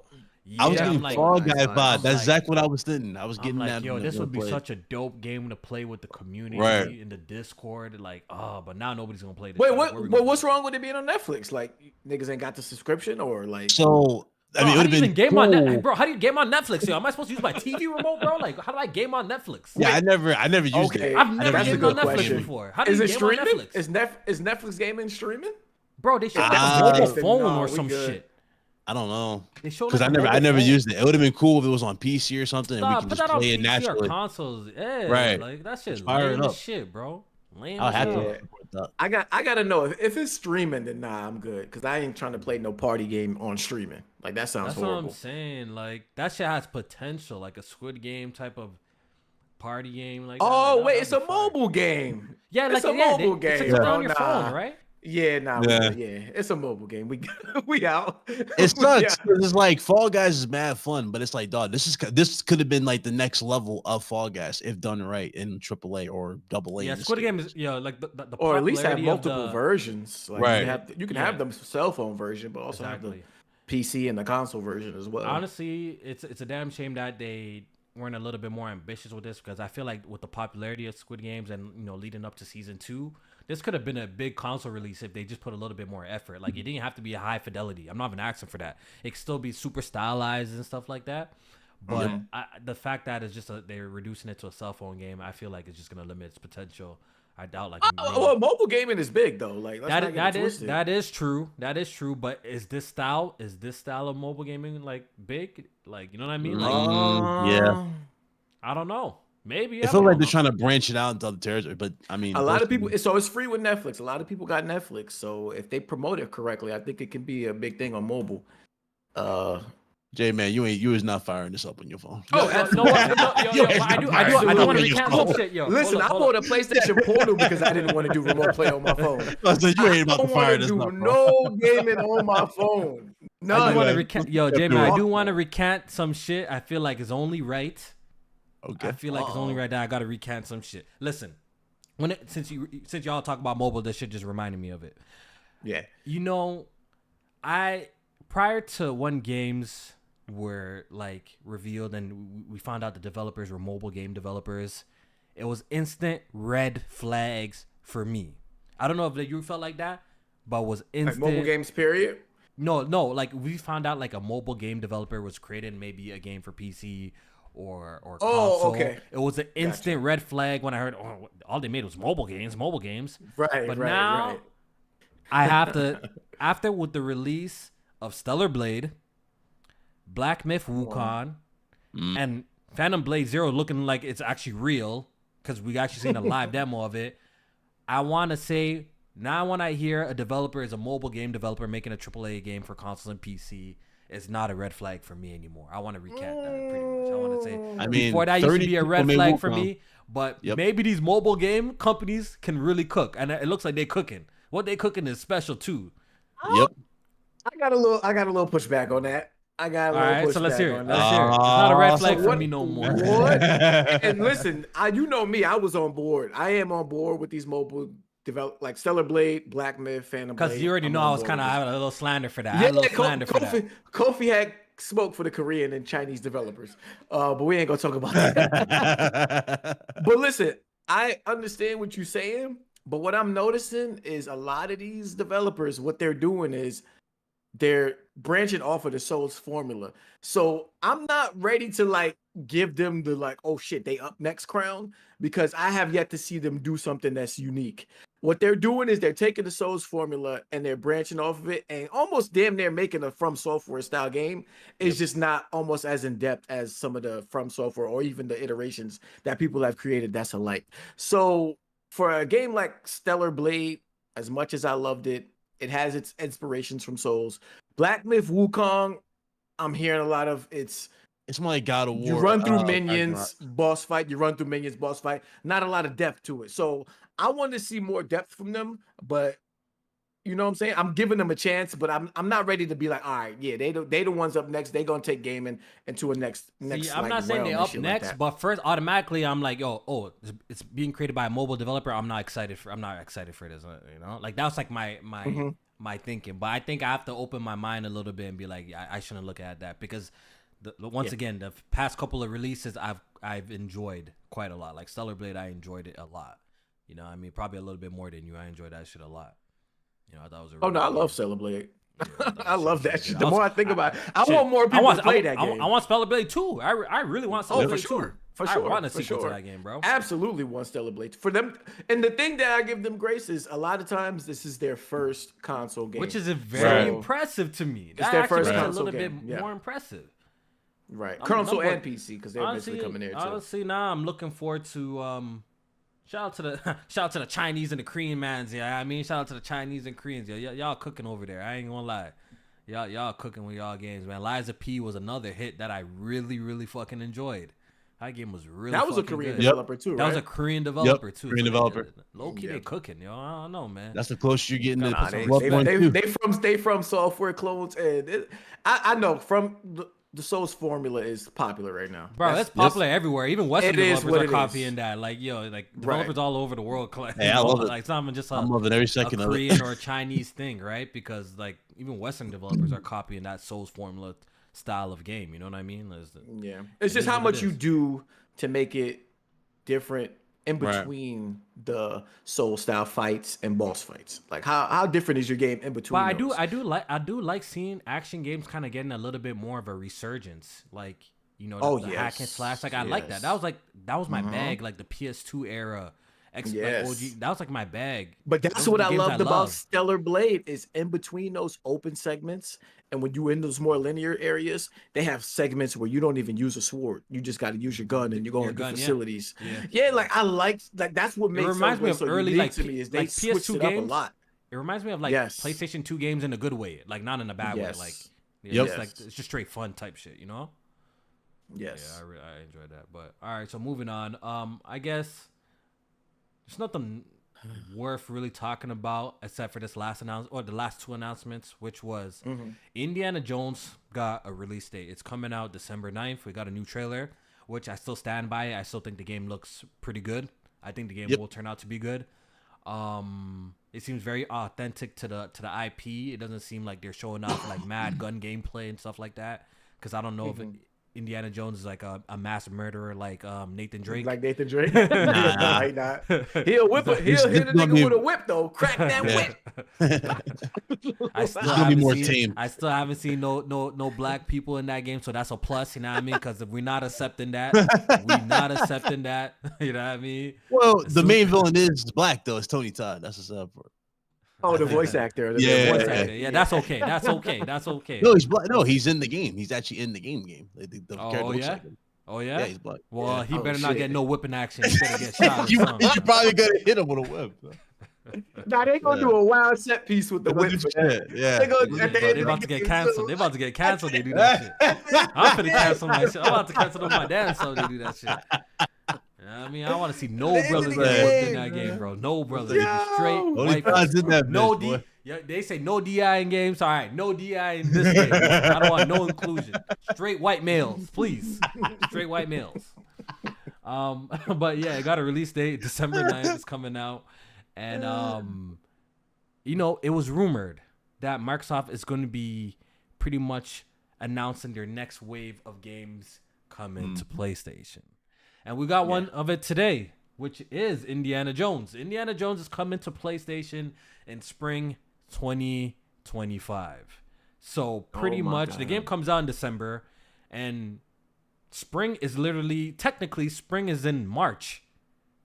Kicks off in March, isn't it not? Yeah, March 20th. Yeah, so pretty 21st. much as this game could come to PlayStation 5 as early as March. Damn. As late as May. Man. As late as May. What is the point of this being a timed exclusive, J-Main? What is the point? The point, see what happened was Phil Spencer, he you know, they originally negotiated this deal because I think in the reports from the court proceedings, they showed that like they negotiated this game to be exclusive to console, exclusive to Xbox, and then on PC or whatever. But I think when Disney had pressed Phil Spencer with let me see those Game Pass subscription numbers, and when Phil Spencer showed those numbers, Disney said, "Fuck out of here with that bullshit and take that dumb shit with you. This game is coming to PlayStation 5, whether you like it or not." And that's the point. So Phil had to fight for some type of exclusivity, but he didn't have no choice at the end of the day. They wanted this game on PlayStation, regardless of Game Pass exclusivity with Xbox is going to come. That is what it is. Yeah. The whole situation is a mess because the reason why this looks even crazier because just like 5 or 6 months ago, remember when there was a whole bunch of hoopla surrounding like games coming to PlayStation to begin with? Like there was rumors of CFDs and they were saying, "Oh, this was coming," and Microsoft said, "You know what? We're gonna do a video. We're gonna do a business meeting." Yeah, like an emergency. Business meeting, and they said, "Oh, it's just 4 games." It's just 4 games. This is not a signal, guys, that other games are coming or everything. Well, remember, he changed the wording after. Yeah, After he the changed the interview, wording afterwards. right? Yeah, he changed and it. he specifically the person who asked him the question said, "Is Starfield or Indiana Jones coming to PlayStation?" And they said, no. "Not Starfield, and not Indiana Jones." And Yeah, he said. Go ahead. No, I was gonna say he said because she asked, "Is these 4 games Starfield or Indiana Jones?" And he said no. So technically, he wasn't lying there. As much as I like to call Phil Spencer a liar. See, that's technically that's he what I wasn't be lying. talking about with the PR spin. Yep. He's Listen to the PR words. spin. That's why when anyone who watched that, right, and got like a sigh of relief, like, oh, they're not. They They're were completely delusional. Y'all Y'all are were completely delusional. Because as soon as they came out and said, "Yo, we're dropping Sea of Thieves, this, that on PlayStation," I already knew. It's curtains. It's curtains. Everything's coming. Yeah, it's the same thing with Sony with PC. Like they dropped. Yeah, because even Herman House, Herman House. Yeah, that he shit. said that. He said, I remember select once games. He said he made it kind of seem like Horizon was just a convenient situation, like in his wording, like you like can interpret it like that. But as soon as I knew one game came, I'm like, no, all of them were coming. bro. Like, you don't open the gate. You don't. These some doors, when you open it, they don't close. They never close. They don't close. And it's one of the situations. Like, yo, as soon as see if these touch Xbox, I'm like, nah, it's over for that. Now You mean PlayStation? Right? PlayStation. Yeah, PlayStation. And it's successful. That shit been charting like. It's been in the top 10 for a minute, right? Yo, I've been looking at the PlayStation digital charts that they put out every month, and that shit has been in there since release. Yep. At least top 10. Yeah. So you can't especially in Europe. Bro, Yeah, it's been in so you top can't, 5. It's been top 5 since release. Yeah. So you can't tell them like, Bethesda ain't looking at that and going, damn, I wonder how Starfield will all do of on it's just PS5. coming, bro. All of it's gonna eventually jump over there. It's like you see it with the PC situation with PlayStation. Like eventually, it's all gonna say. And the thing is, Microsoft would have a leg to stand on if their console user base was extremely strong. Maybe that like, yo, we don't have to put this on PlayStation. But the simple fact that the console's underperforming the Xbox One and the 360 in the same time frame, I think it's kind of pushing them faster into this direction where like, yo, we just spent all these billions of dollars acquiring these studios. Bro, what can they do? They need PlayStation. I think they're in a point that they need PlayStation users to keep some of this shit afloat. You know what I mean? Some of these keep in mind too, need PlayStation users, so they keep in can. mind too. Right, and keep in mind too, tomorrow or this morning we got another show for strictly Microsoft. So a lot of people are like, what? Yeah, they're doing an Xbox show tomorrow. Oh shit! So odds are, whatever the hell they announced here, because a lot of people are like, okay, well they announced everything here. Well, technically they didn't. They could flat out tell you that Gears is going to PlayStation. Yeah, because it's from a lot of people. They saying like the next wave is coming. Right, So. Miles just confirmed the wave. They're saying a wave. Yeah, they're saying a wave is coming. So a couple of titles are making this way over. Because even after Phil said those is only 4 games, there was another thing where he said like, and you're gonna see our games. Yeah, it's another live stream. Yeah, I remember. Yeah, like he kind of walked back. He kind of walked back a little bit and like. You could look. You don't have to be. It doesn't take a rocket scientist to figure this shit out. They're clearly ushering in something. They're clearly ushering in, but they're not just pulling the rug off your feet. They're clearly just ushering it slowly, a little bit more. You know, you give them an inch, they take a mile, right? So I think they're pretty much just like with the whole Game Pass, them training their audience for them to be used to not buying games and rent games. I think the same thing is happening here where they're just getting them accustomed to the idea of, look, our games are going to be on PlayStation as well. I think it's a slow transition that we're kind of seeing. But we already know, with games like Doom is launching day 1, right?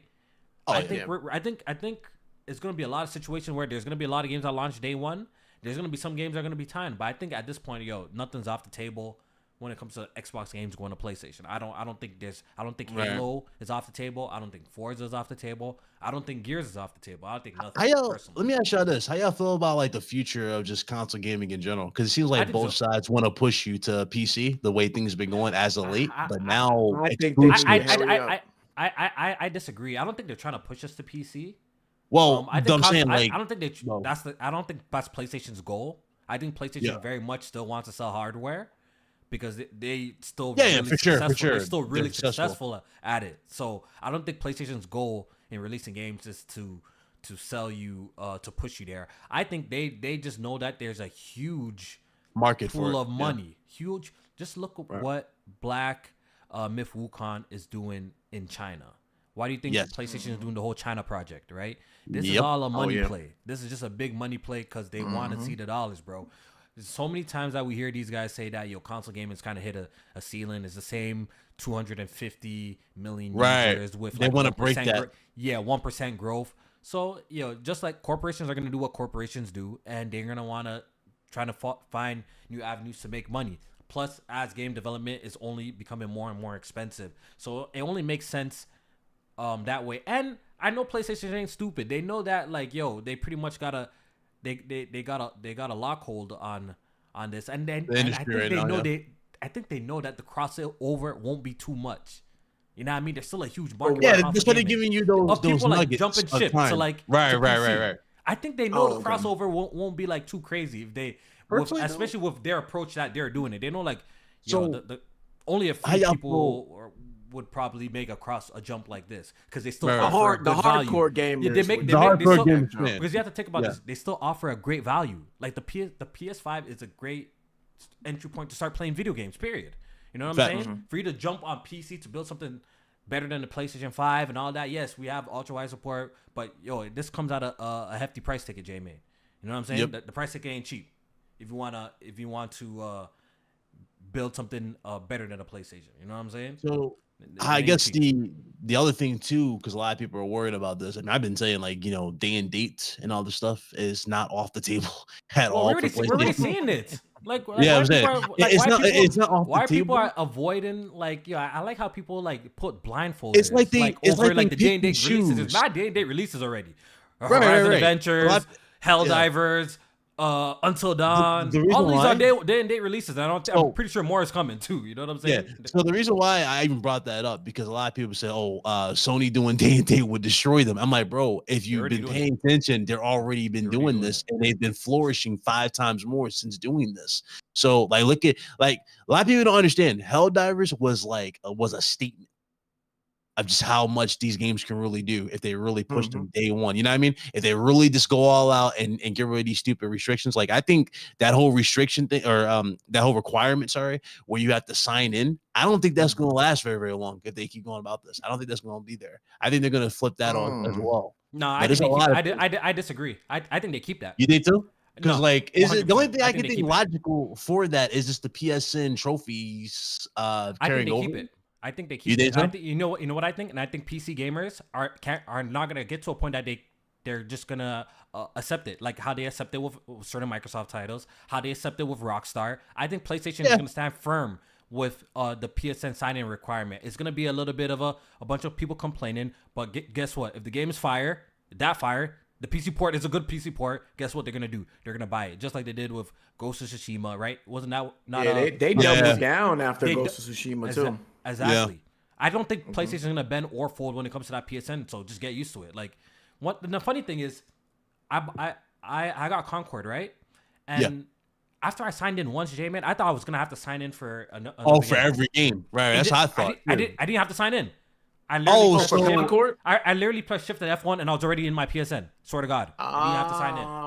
Oh well, this a one that time. makes sense. What is the problem? Then, What is the if problem? this- makes It's sense not an then. issue. Yeah, that Yeah, makes no. It's not an If that was the thing, so if it's a one time, I mean one time permanent thing that you do, then that's fine. If it's something you have to do for every single game, then I understand that can be annoying. Inconvenience. You do it. You make a PSN. Niggas are talking about their information being stolen. The funny thing is, you don't need to put any legit You don't need to put information your card at all. in. You don't even need to even put your card in to make a PSN.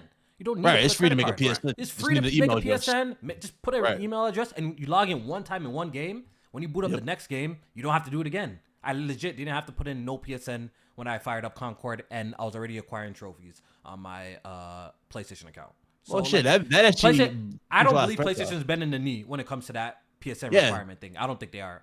No, especially if it's as seamless as And you're they saying shouldn't, now, bro. where Not a what they big doing. deal, bro. Yeah, They it's shouldn't. definitely not a big deal Not if a it's big like deal. that. But if they're forcing, no, that's fine, and I don't see that being an issue. But the future, though, I guess the way things are going, I definitely think the conversation is going to shift away from exclusive talk to now who's at the best ecosystem. That's the way this shit's going at this point, and it's weird. It's just a weird time right now because we're coming off the PS4 gen where it was literally the battle of exclusives. But if you just look at this year in general, it's been so dry, bro. Well, it's been barren at this point in terms of exclusivity. Hardly any for anything for PlayStation. Yo, that's just a wrap. I think people gotta accept that like we're in. What you mean not- though? Like long-term exclusivity or like Exclusives just right now? Well, exclusives in general. I think. Well, I mean, you had Stellar Blade that was exclusive. Rebirth was exclusive. Coming to PC, by the way. Like they just had a press conference. That's what I'm saying though. PC, like, does he mean long term or like right yeah, now? I think 'Cause long I would term. say long-term. I would say long long-term, term. I think it's over. I think that's Everything over. is coming to PC. Like, Yeah, I think it's not even a question. Herman Holtzclass said every game is a timed exclusive. He said we're gonna be, we're gonna Yeah, for everything he said in the Yeah, wording. it's over for that. Yeah. That's how There's you no need to more look true. at it. There's no Everything more. is timed PlayStation exclusive. doesn't have no more true exclusive. That's a fact. Like, Yeah, true, it's quote done. unquote exclusive it's over. It's over. Yeah. Only one with true exclusive is Nintendo, like, because they're not selling their games on PC. Yeah, you can play yeah. them there, but they're not selling them. They're there. not selling. Yeah, that's why they got other means of getting them. They pirate those.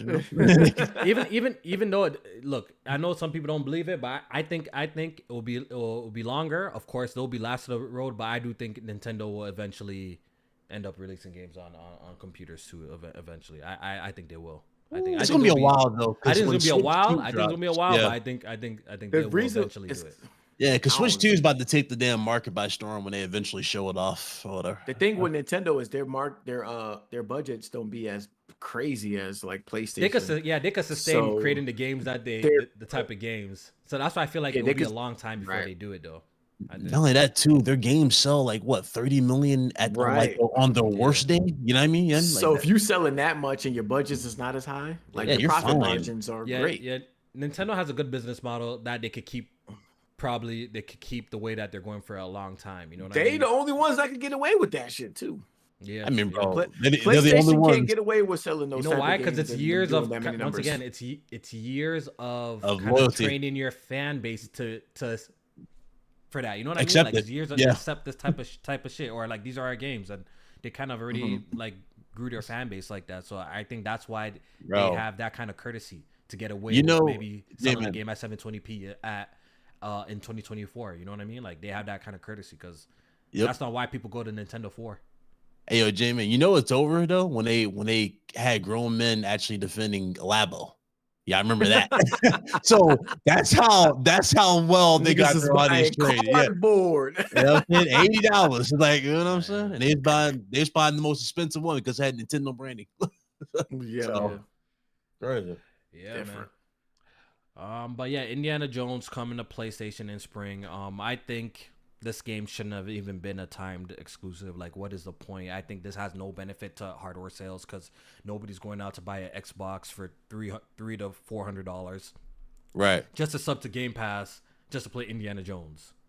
That's coming to PlayStation in spring, which they already announced. Cool. It's not like they kept it a secret. The game came out and they announced it. You know what I mean? Like, do y'all even watch the movies? Just out of curiosity, do y'all even watch the Indiana movies? Jones? I'm not even a big. I watched a a big bunch. guy. I haven't seen all of them, but I never watched a bunch of them. I'm Bro, not. I never watched guy, no. a single one. Yeah, You never watched a single one? No. Damn. That should tell you something right there. Like when I saw it, okay, like I'm familiar with the character. Obviously, you know, you've seen the trailers, and I'm familiar with the character. But it's like I never watched Indiana Jones. Indiana Jones is definitely like a legacy act at this point. Ain't nobody really like rushing out to see the movies. They know they need PlayStation, J man. They know they need PlayStation to get them numbers up, bro. It is what it is, bro. You know what I mean? I feel about Troy Baker voicing them. Everybody's making a big deal about that instead of Harrison. I have no opinion on that, to be honest. I don't care. I think it sounds great. So I don't know. Yeah, he sounds good. I'm not really a stickler for that type of shit personally. Unless it's something like atrocious, like the voice acting sounds bad, then that's a different story. But like I don't really care who's doing what. You know what I mean? Yeah. From what I'm watching, the trailer looks pretty good. It looks pretty good. Okay, so the last surprise of the show was Mafia, the Old Country. So apparently we're gonna get more details in December, but we're getting another Mafia game, and it takes place in the past, the past, like, yeah, because the last one was what, Mafia 3, and that was what year does that cover? Wasn't that like the 60s or some shit like that, the 70s or 70s or some shit like that? Yeah, 68 in New Orleans. So yeah, 68. Yeah, the first two games. Do y'all know when those took place? Hold on. It took Mafia 1 was in the 30s. Mm-hmm. 2 was in the 50s. It spanned a couple of years. Didn't it span a couple of years in 2? There was a couple of time skips in 2 was in from 45 to 51. There so you go. Then the 60s. So is this one going before? I think this is older. I think this is older. Damn. Yeah. Nah, it looks great. I'm happy that we're getting it. That was a great announcement. Hopefully they outside deliver. Of Mafia 3, I'm a fan. I'm a fan of the franchise. Outside of Mafia 3, I'm a really big fan of Mafia 2. Yeah, really big fan. Mafia 3 had a great fucking story, great voice acting and all that, but I just think the gameplay loop was trash. So if they can improve on that, then I think they got a banger on their hands. Because they nailed it almost in every other department. Yeah, no, I hear it up. Yeah, I'm looking forward to it. So I ain't gonna lie, Mafia, the Old Country. I wonder which direction they're going to go. Like, because I think the original 2 what do you mean? Weren't really like open world. 3 had a little more like sandbox, but it had a little bit of the elements of it's like open world but chapter based, which is interesting. Like 2 was open world, but it's like very much chapter based. Okay, so if you get to a certain chapter, you probably like can't go back and do certain things and shit like that. Yeah, it was chapter based, and it came to a point like there was a time skip in 2, right, where like shit got modernized a little bit, and stuff like that. But you know what? I actually don't mind the way 2 was set up. I don't need it to be completely open world like how modern games are today. Like the way 2 was actually pretty dope. I really enjoyed that. Yeah. I'm looking forward to this though. I can't wait to see. Hopefully, the Game Awards, they show some gameplay for it. But I don't know. I wouldn't mind if they do if they do like almost like the GTA clone. Cause I ain't gonna lie, like I low key miss the GTA clones, and I know a lot of people stopped doing It's them a because they feel perfect like they format couldn't for it. compete. Right. But I don't feel like they need to like try to compete with GTA in terms of like commercial success.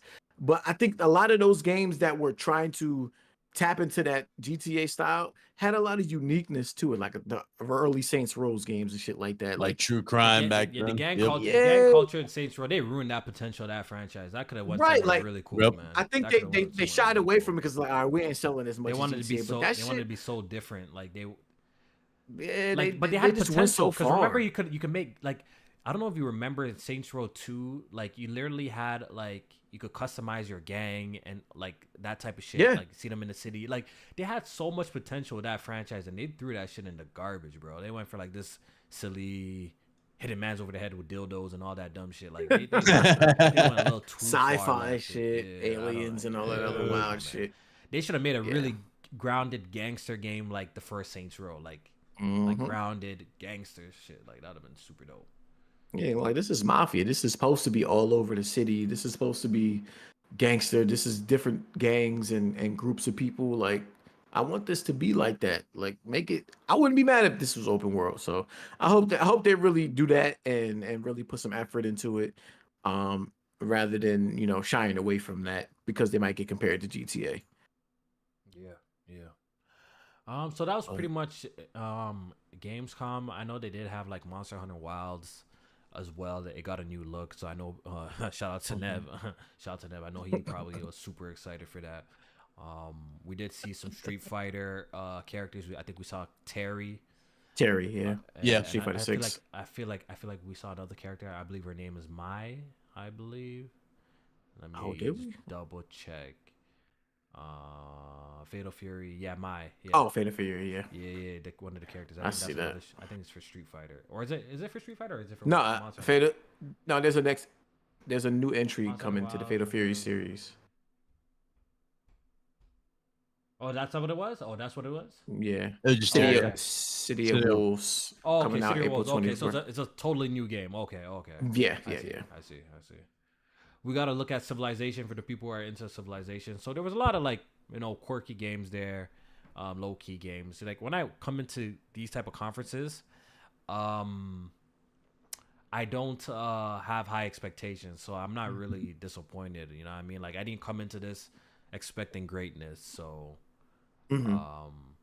when I just came into this like just wanted to get some like a 1-2 cool updates and that's it, and I think that's what we pretty much got. So Yeah. All right, so we can move on from this, but we do have a super chat that I do want to read real quick. He says from Type 1. He says, been a minute since I could watch. I deleted Twitter so I could reduce my time on my phone and been missing a lot of gaming news. LOL. Enjoy that Wukong. All love. I appreciate it, man. I appreciate the super chat donation. And low key, if it wasn't for so much business ties I do low key on Twitter, I would have had that shit deleted too. I ain't gonna hold you. I have too much business shit going on over there, so I can't.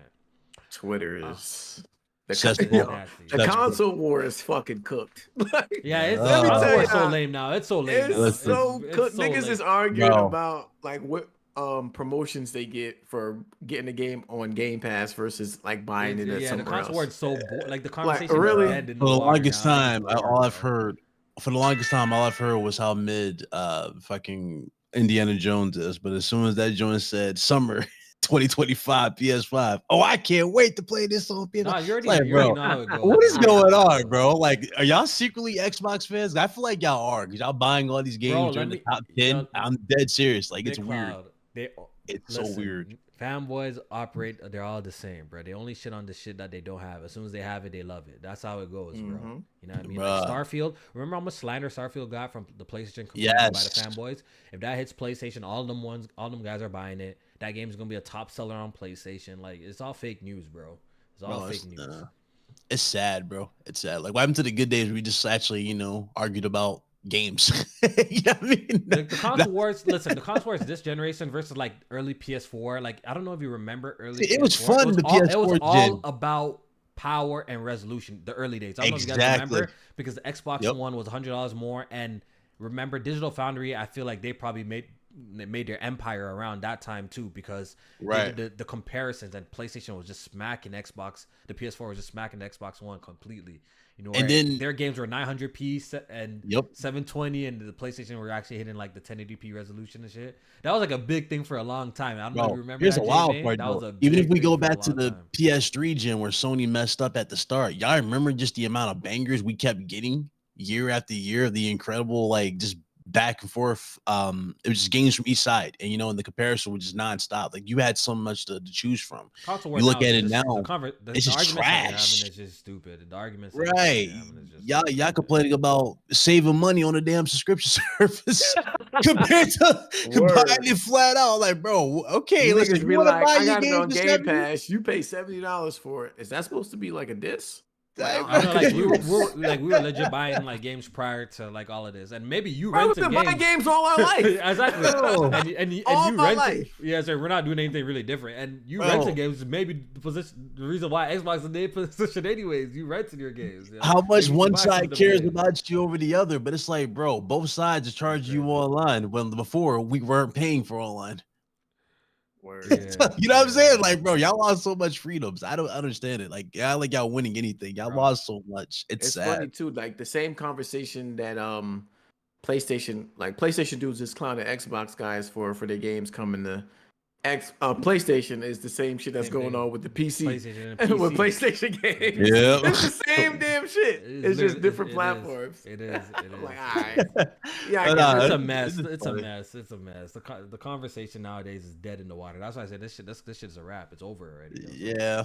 I just need everything on PC now. Like at this point, bro, it's just time, J man. It's just time. I don't even give a fuck if I lose that bet, Kofi. I need everything on PC day one. Just go ahead and drop it. You can ask Kofi. I'm on my shit more than damn PlayStation. The funny thing is when that happens, I still think like the PlayStation, Nintendo will be thriving. Like I still really wholeheartedly believe that. Oh yeah, no, they got the name recognition. They got the games. So. Yeah, I think the legacy will be thriving. I don't think they're like default now. Right. Yeah, that's what I'm trying to say. What you're looking for. Yeah. Yeah. You want Nintendo for them different ways of of actually being in the game. Until and then you could buy a $500 computer, that could like do all of that, then I think there's always gonna be like a thing like where they can make money on like some hardware like that. So yeah, I don't think we're ever going to see what's those things called back in the PS3. And computer prices have only gone up. I don't know if you have noticed, but computer prices and parts have only gone higher and higher and higher and higher and higher. So yeah, mid-range GPUs. You know how much mid-range GPUs cost back in the day versus how much they cost now? Buying a mid-range like a 70 series card, right? Yeah. I'm talking about Canadian dollars at least. A 70 series card now, you're running up like $700-800. Think about that. Back like at a 1070, back in the day where you could get for a 1070 or a 970, you know how much you pay for that? Like I had a 1070. It wasn't much. You get like maybe 300, 400. I built my first original build for like $1,100. Like that shit is almost like 3/4 of the GPU now. Yeah, that's what I'm saying. That's what I'm saying. PC parts it's only got more and more expensive. So the fact that consoles could provide like a pretty good gaming experience from $399, $400 or $400 or $499 or whatever, I don't think they're going away anytime soon. Like the popular ones are gonna thrive, aka PlayStation, and the ones that are just snuff are just gonna fall under. So it is what it is. I do want to talk about this. I know we've been potting for a while. We're gonna wrap up soon. I just want to do a couple of quick topics. This one is very interesting, very very interesting. Star Wars Jedi Survivor is getting released on the PlayStation 4 and Xbox One next month, September 17th. The reason why this is super interesting is I went back and I typed in Star Wars Jedi Survivor Next Gen in Twitter, and I implore you guys to do the same thing. The amount of comments that I've seen of people saying, "Oh my God, finally, Next Gen Star Wars only on Next Gen. Right. We've been waiting for an experience that is only Next Gen. This is look at this. This is see what happens when you don't release it on prior gen console." Yeah. So now that we're the back game to square one. is coming to PlayStation 4 and Xbox One, I wonder how you guys feel. Y'all next gen only guys only feel how you guys hate cross-gen. Do you guys feel bamboozled? Do you guys feel like Damn, I thought this was next gen only. I thought this was only capable on next gen platforms. How is this even running on this? Do you guys feel bamboozled? I never felt that way about Star Wars, even when it first came out. But even when it did came out, I felt bamboozled because that game, the performance mode and the resolution was ass. Was it good? That shit was terrible. So I'm like, I don't even want to. Still haven't gone back to it. So it's that was like the main issue with Survivor. Survivor has so many performance issues. I was like, what the hell is going on here? Like I didn't get it. It's supposed to be next gen only, but y'all having the games crashing. We got terrible frame rates here and there. Plus we had those weird graphical glitches that were happening too later on, like mid through the game.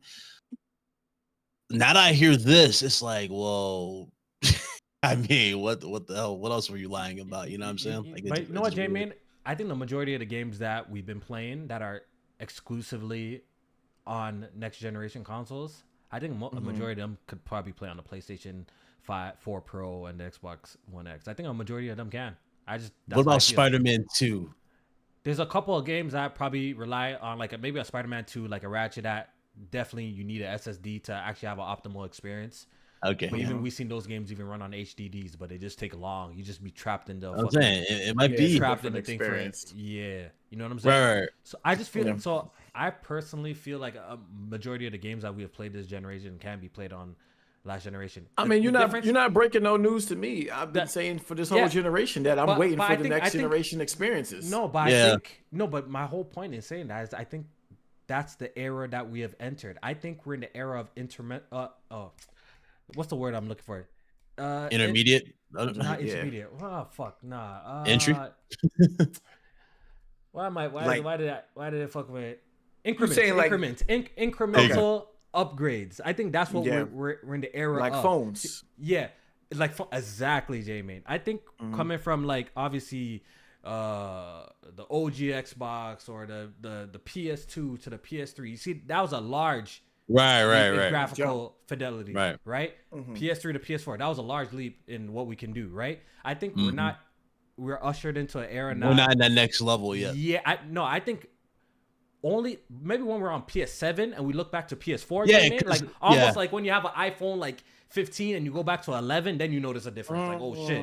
I think that's what you're seeing more refinements. That's what I think. I think that's where we're on in gaming now. We need maybe 1 or 2 generations. Then when we look back, then we're like, oh shit, this is how a PS4 game looked like. But I think when we're going for like when we're looking at PS4 and PS5, we're like, oh, the jump is not that big. When we're going from PS5 to PS6, the jump is not going to be that big. But when you look 2 generations back, you're gonna be like, oh shit. I think you're right. So I want to say that I do think you're right, and I think I've accepted that. Because what I felt is that I feel like this is the generation where we're supposed to be seeing 60 FPS make a return.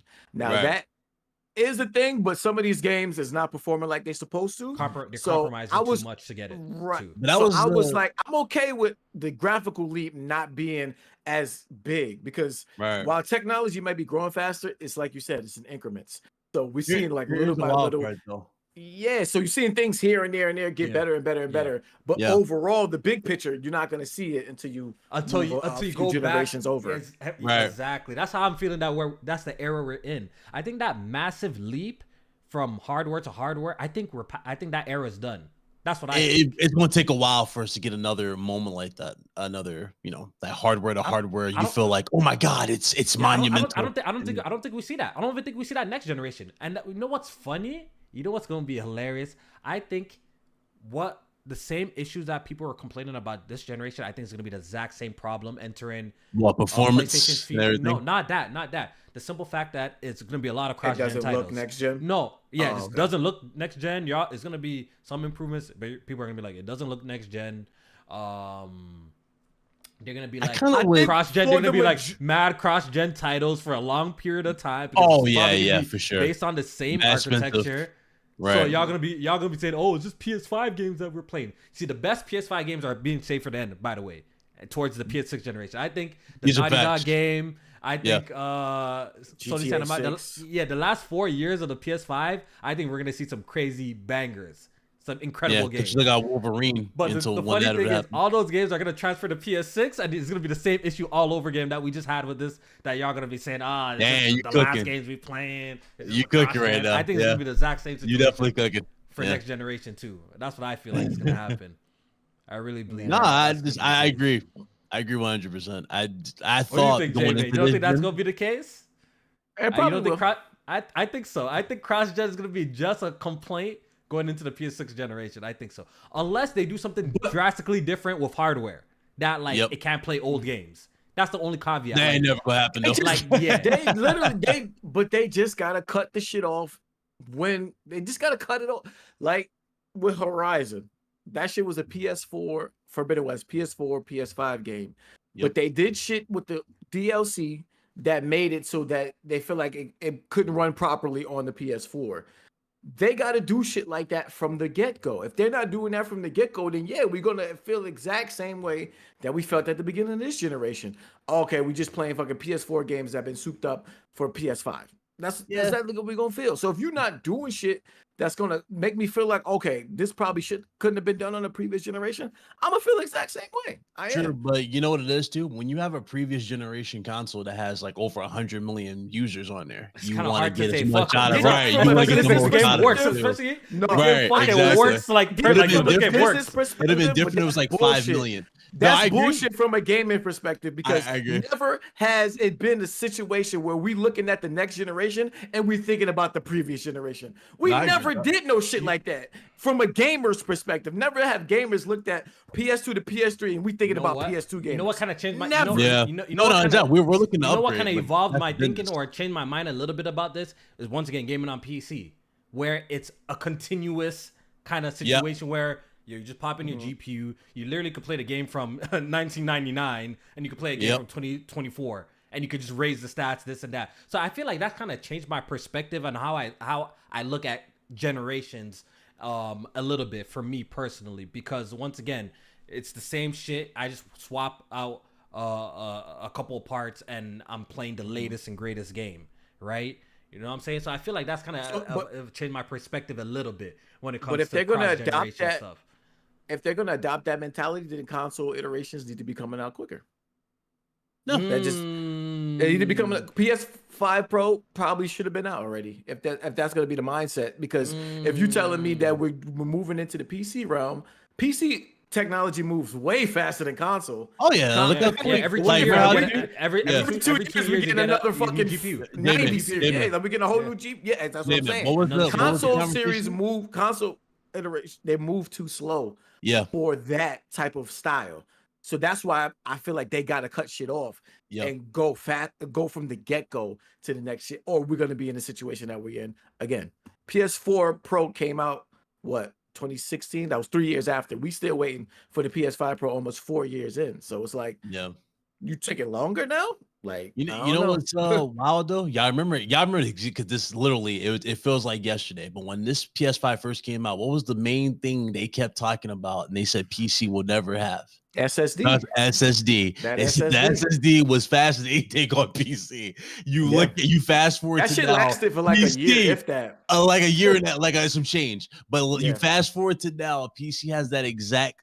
Actually, they have faster SSDs than that, and they're pushing even farther. So it's like, it's cool to see improvements with console, because what consoles do good now, PCs eventually do better as hardware progresses. You see it with ray tracing, when they were dipping and dabbing in ray tracing. Ray tracing is now being pushed even higher, but we're seeing we're seeing negative results from that. The reason why you see negative results is because you need to get the highest grade graphics cards to get the most out. Like just like you just saw that NVIDIA showcase for Star Wars Outlast or Outlanders or Outlanders. You need fucking upscaling techniques. Yeah, and it's like, and I do agree with that. I do think improvements we will see probably like around PS7, because by then hopefully things like ray tracing are actually mastered to the point where it doesn't butcher performance at this point. But for now, what you guys get is what you get. And on console. You know what? So like now I guess so for me now I kind of more focus on whether, instead of focusing like can this be done on like the old console, I kind of focus on like the game quality itself. Like I think we talked about that before. I kind of feel look to like, if this is a creative or a great experience, despite it being maybe available on an older hardware. I think I'll put my focus over there because obviously playing on the newer gen consoles, you're getting the premium, the best version of that game. So that's how I kind of look at it. I definitely understand people's need for that cutoff and to see that graphical like leap or that feeling like we all love that feeling. There was nothing like bringing a new console home back in the day, but I just think just the way things are, I don't know if we get that again. I don't know what could happen that we get that again. I don't know though. Mark Cerny will think of some term for the next console, and they'll hype it up, and we'll be back to square one. No, I just think at this point it's reserved for certain studios now, and I that's agree. what it is. So You're only gonna get shit like that from the Naughty Dogs, from the Rockstars. Can I ask y'all this real quick? What is y'all tier list right now? Like, who is y'all on y'all top tier list for studios? Like, I said right now for PlayStation, their S tier studio is Insomniac. Not necessarily, just for what they've been dropping, just from how they've been carrying them. I said that they're their S tier studio. They're very efficient. I like what they're doing. I like what they're exactly. Don't forget it. Quantity, but no, not quality wise. They're not the quality there though. Why you say what about Spider-Man 2 is not quality? I'm say you don't think Spider-Man 2 is not quality? Where do I start? Give us a quick breakdown. Here we go.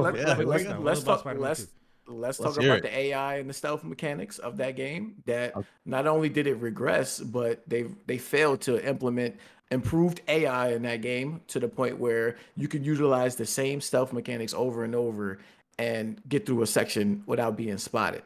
That right there was a big downgrade for the game. Visually, that game did not take any leaps that I would expect from a PS5 only game. That I would probably see from like a Naughty Dog. So that's what I would compare. Like Naughty Dog to me is the S tier for PlayStation until they fall off the cliff, because for them, they implement gameplay mechanics, they implement attention to detail way better than what Insomniac does. For me personally, I still put, for when it comes, at least when it comes to PlayStation, I put them high right now. I put Sony Santa Monica high. I think whatever they create, they touch gold with their games. I think they be cooking. I haven't played a bad Sony Santa Monica game in fucking years. All the God of War from God of War 3 thing, they've all hit. They've all hit. I like the new ones too. I think I probably have Santa Monica above Insomniac. I think I would say that too. I would say that too. I still consider Naughty Dog to be high, even though people be shitting on Naughty Dog nowadays. I still consider them to be a high tier PlayStation studio because they're high. But the thing is, though, I go by it's crazy. You know what I mean? Yeah, but I'm going by like technically what you've done for me lately, type of thing. You know what I mean? And for what has Naughty Dog technically done as of late, aside from remake, they're still making a new game, bro. But Last of Us Part 2 came out 4 years ago. 2020 is just 4 years ago. Yeah, y'all being too hard. 4 years ago, brother. And we just got that same game repackaged from them. Yeah, but that's just regular. That's regular. Last was part one. Repackaged. That's not their next. Yeah, but that's not their next big game, though. Yeah, this is an update. If they drop their next big game and it's disappointing, I would get it. No, but I'm saying like if we go back, if we just go in like the year increments, right? You've only played 2 games and they're all been the same game. It's Last of Us 1 and Last of Us 2. Bro, yeah. You see what I'm saying? That's what I'm saying. I'm going by that. I'm not going by necessarily but like. Hold on, but you're not going by the quality. You're just going by the actual entry. So I'm going by like what? Yeah, like what have you done? You know, like because. So what's your window? They're still making the what's game, your window? bro. I mean, they're still making a game, but I feel like personally, just wasted R&D and time and resources. My brother, if those games didn't come out, you still wouldn't be playing the latest Naughty Dog game. You know that though, right? That's what I'm saying. Like, and you know what? Know that, right? If Last of Us if Last of Us Part 2 remastered or Last of Us Part 1 didn't come out, you still wouldn't be playing Naughty Dog's latest game. You wouldn't Here's be the playing thing, it. bro. Here's the thing, bro. I'm okay with that. I'm tell you why. Because the shock of them when they eventually announce whatever it is their new game be, whether it be The Last of Us 3 or their new IP, it would have hit way better than us, than what we've been getting right now. Because right now I've been soiled on, like I've been soured right now when it comes to Last of Us. I'm tired of seeing that damn title. I'm just tired of seeing that name. I want something new. Okay. I agree want with to see that. what you see what I'm I saying? want Yeah, something I do new. want to. I do Yeah, want to you see know some what IP I'm before saying? Last of Us Like 3. I I love, agree with as you. someone who loves the game, I love the first game. I didn't really like the part 2 as much. A lot of people like part 2. I didn't like part 2. But if you going off that name and the recognition by itself, after those 2 releases and the re-releases, guess what you also got that says Last of Us, a damn TV show. Then See, you this got is this season is this is 2 why of that That's TV different show. though. But That's I'm different. saying, I I'm don't talking think about that, what that's what not. they've been, but I'm talking about what they've been working on and what they've done that you've got so far. You know what I'm saying? Because they've been working with the studio to get that TV show, and that's what I'm saying. Like this is what they've been doing with Neil and everybody. That's what I'm saying. The timing of everything is the reason why people have this negative perspective of the PS5. I feel like there's just the timing, like some of their biggest games released literally the year the PlayStation 5 came out, or just the year before.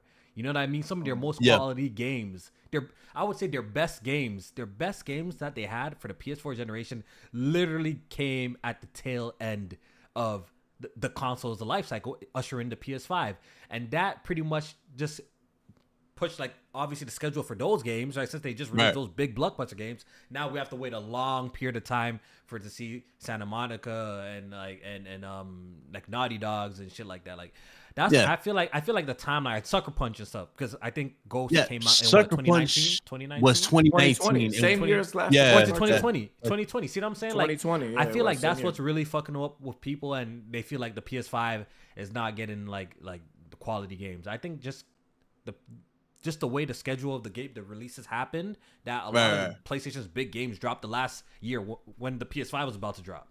You know what I mean? A lot of their big games. And I don't have a problem with that. I just think You it's just the have to wait. You communication. kinda have to wait. That's really But it's always been like that. Like you got to wait to the second half of PlayStation to where they really get the first party. It's just the communication that's been different.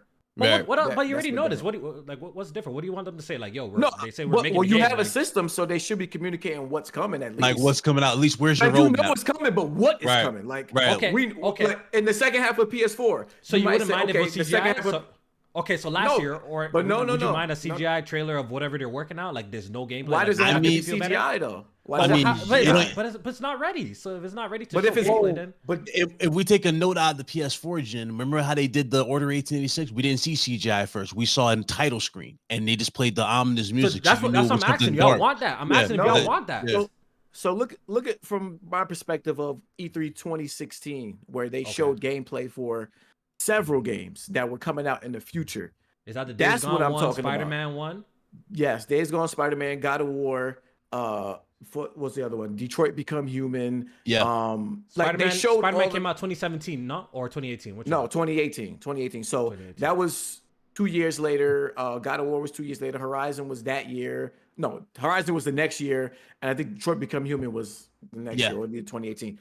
That's what I'm saying. The difference is now we are 4 years into the generation. We don't fucking know what's coming next other than Wolverine. And we're also so they're operating on a 2 year where they show the game, or that's what I'm trying to say. They're operating on a 2 year where they show the game. Yeah, it was about 2 years. 2 years. Yeah, you got from announcement to release. Now it seems like it's shorter, and that's what's different is what I'm saying. I'm not saying like.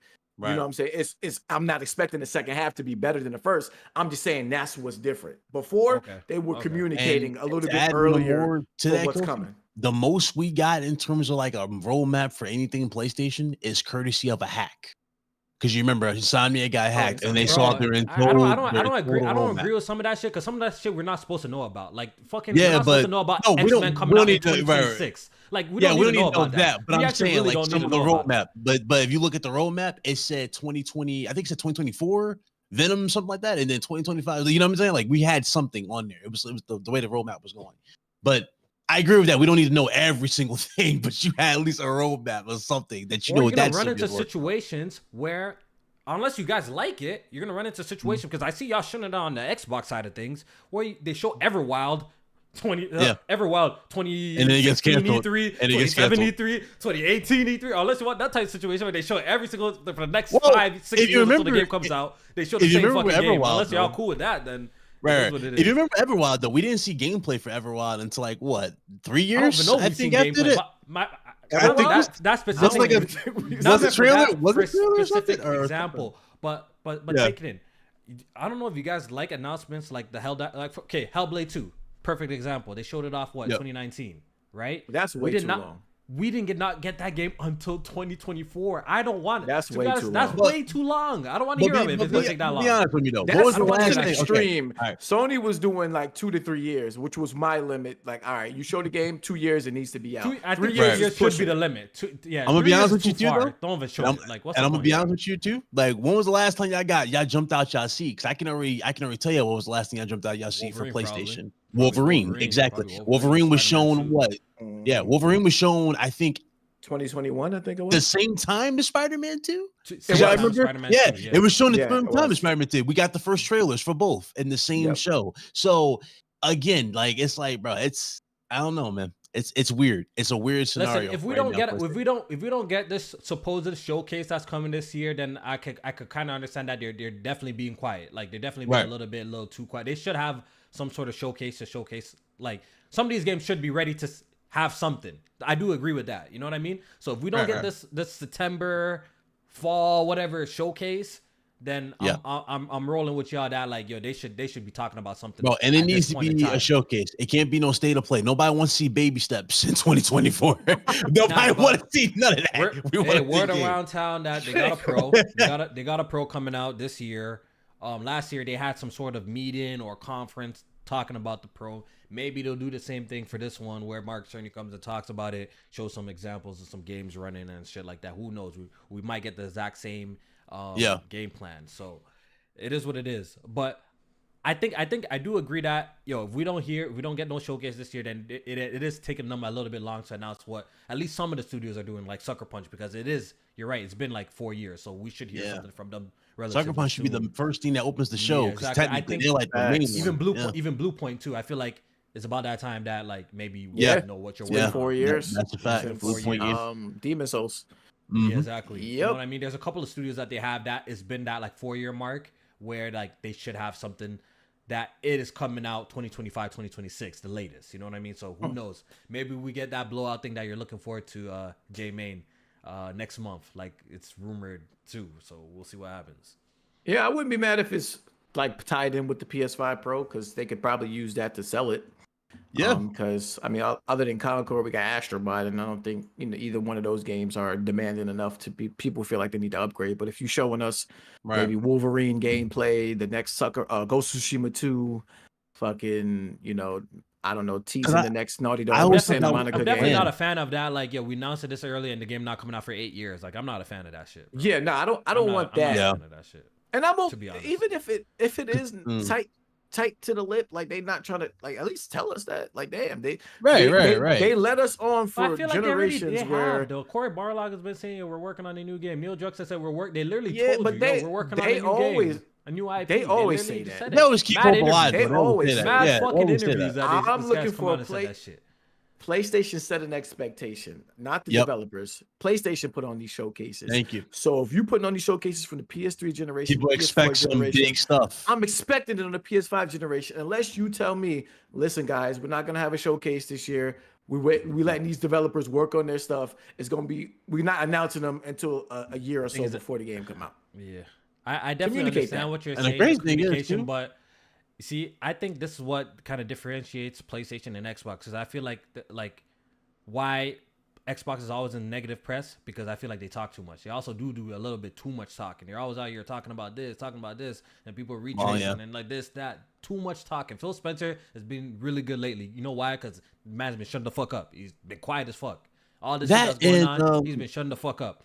I think that the way and PlayStation quality and control. Nintendo operate, Yeah. they quiet. They move in silence for the most part. We never really be hearing from Herman Hulse. We don't hear from none of these niggas unless they have something to say in the blog posts every once in a while. Like we do not hear from these guys in interviews here and there. They kind of just operate.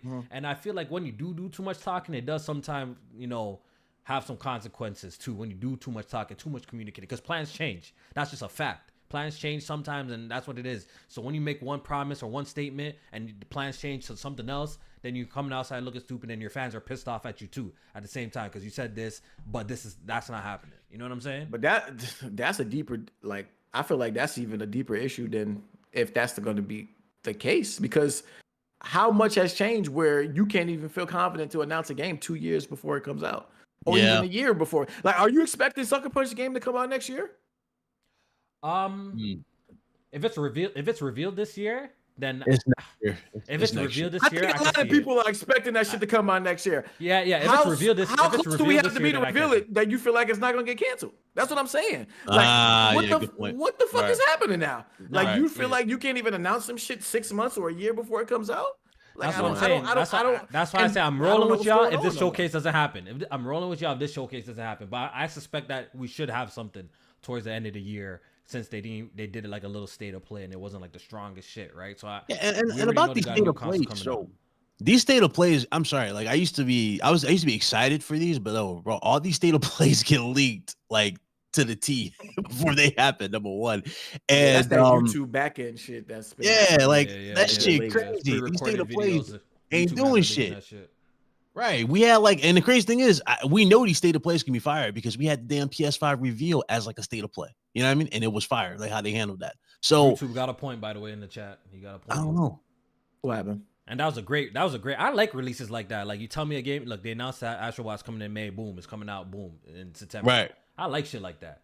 If PlayStation is switching up to that kind of model, like where, like, I don't think they're doing that for their major games though. Yeah, I thought they just want they were risky. The shock value, number one, of just showing it off. We might like that, but that's too risky for a game you spending hundreds of millions of dollars on.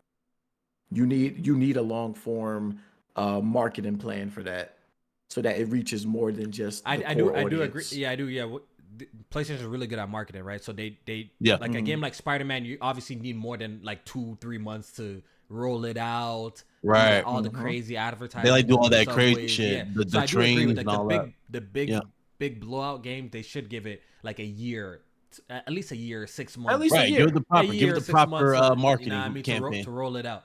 That's what I'm saying. Like, J-Main, if we don't get this showcase, once again, we don't get this showcase or whatever show, that event that they got coming up surrounding maybe the PS5 Pro, where they're announcing maybe a couple of new titles from like the prestigious studios that they have, like the high-end ones, like the Sucker Punch, the Blue Point, Naughty Dog, Sony Santa Monica, because we know Corey's been working on this game. This guy went MIA. You know he's working on a new game. He wasn't even ahead of the last God of War. Exactly. So like, you know he's working on something. So you know they're cooking. You know they're cooking. So I don't doubt that they're not cooking. But I guess I never doubt Sony Santa Monica. Sony Santa Monica at least drop something. Right. But Sony Santa Monica, at least you can consider consistent or something. But I can't say that about everybody. If these companies are moving to like they're moving to a strategy where like we're waiting till like the game is almost ready before we do a blowout reveal, I'm not really too mad at that. I'm not really too mad at that though. That's fine. You know, the wait time won't be too long. Yeah, so at least when you learn about the game, you see the details. Right. You can expect it's coming out a year from now, or it's, you know what I mean? Right. Like, that's fire. It's easy to place it in the month. Right. You know what I mean? Like, once again, they showing off Blade. When are we gonna see that game? Apparently, that game might be like a Hellblade situation where that game is nowhere near finished. 5 years from now, we might be playing that game's probably gonna be shown on PS6 when it eventually drops. Like, it's gonna be amazing, bro. I'm not really a fan of that shit. Just to get a whole wow moment that everyone screams, and now we're gonna use it in list wars for weeks and weeks and months, and the shit never. That's how I feel about Wolverine. I even said that shit when they revealed it. When did they reveal that shit? When they revealed? Why did they even show that? It was 2020. When did they reveal? 2021. It was like 2021 and 2020 because it happened at the same September time. 2021. Y'all think that game comes out next year? No. I mean, as of now, no, because of the leaks. Because remember, they didn't this isn't. Year did they say? What did the year say? So the leak year was like 2025 or 2025, 2026. But the thing is, though, remember this isn't a simple case of like some files getting hacked and then put on the internet, right? This was the source code, the entire file, like everything in regards to that. The projects, like I wonder if that delayed that shit. I wonder if that all that stuff got pushed, right? Outline got leaked. Everything. I didn't respect that leak. That leak. Usually, that pissed me off. Was bad. Yeah, that leak was bad. That pissed me off. That definitely fucked them up. I wonder if that Yep. kind of pushed back like the scheduling for that game where now we got to rework some shit. Bro, Like, 'cause you- the They whole said shit it kinda didn't, spoiled. but I don't They know. they Maybe they, cap they it. say Maybe that to cap keep it. you right. They say that to keep you like invested, but you know Right. for a fact that they have to redo They everything. might They gotta have to redo rewrite a little scenes. bit, like Exactly. like They that might kinda- have to kinda take lost out it. certain characters out. Like a lot of people didn't like the fact that Jean Grey got leaked and all this, like all that stuff. Bro, they gotta redo that shit. That 'Cause leak was remember, bad, yo. That leak was bad. That was We don't- horrible. I don't support them kind of leaks. Yeah, I mean that was Right. a bad leak. Yeah, that was the okay. Like, The little NDA breaks here and there, that fine. But hacking the system and leaking that shit was bad, bro. I feel Shit, like- they Yeah, should 'cause have you see damn it, they showing the hacked game Project and it's Abandoned. like yeah, alpha yeah. footage and shit Yeah, like that See, that was would have been bad. better. Let you leak Project Abandoned. Shit. See what the hell that was about. I forgot about low that key, game. why not do something like that? Why you got this to Insomniac? Come on, bro. They had to Damn. deliver stuff. Like, Yeah, come on. exactly. Oh, Bro. shit. But no, since we I guess we all waiting until this next showcase. I mean, shit, might as well bring me back on when we do that. Then when that show happens, and we'll Yeah, what? Yeah. Chop it up on that one. I want to ask you. Do you think they got something this year? Are you confident, or are you kind of like wishy-washy? A about it? showcase? Yeah. Do you think they got something showcased or state of play before the year's over? Yeah, I do. I definitely do. Especially because I think They're launching- all yeah. signs are pointing to that PS5 Pro, but I Mm. think they're gonna incorporate that within another incorporate that in with announcing Another the new games for yeah. next year. Like almost like how they did like one of the showcase when they did like the peripherals with the Portal, right? Like Right. Yeah. situation like that. Remember they did the Portal, they did the headphones and all of that shit. I could see Right. that That happening. introducing. What's the right. okay? So what's the chances of the Pro being like a blog post? You think that's high or low? I don't think so. I think they rely too much on the shock value. I think that would be better in a show because you can show off like hypothetically, like we just talking about Wolverine, and then it would just say enhanced. How was the slim revealed again? Oh, that was a blog post, right? But That it's the was a same blog shit. post. That the was just the slim same was a shit, blog though. post, Yeah, but I think a lot of people. I don't know. See the They're gonna have to Slim is a explain. different They're story. gonna have to Right, explain right. the Pro, Just have right? to It needs a little explain. bit more explaining than that, right? I don't think it needs what they did for the PS4 Pro, where they had like developers Yeah, that was come boring. out That was and boring. did Yeah, that yeah. was like a boring. whole. And I don't think it needs that, but maybe like a couple minutes in the showcase.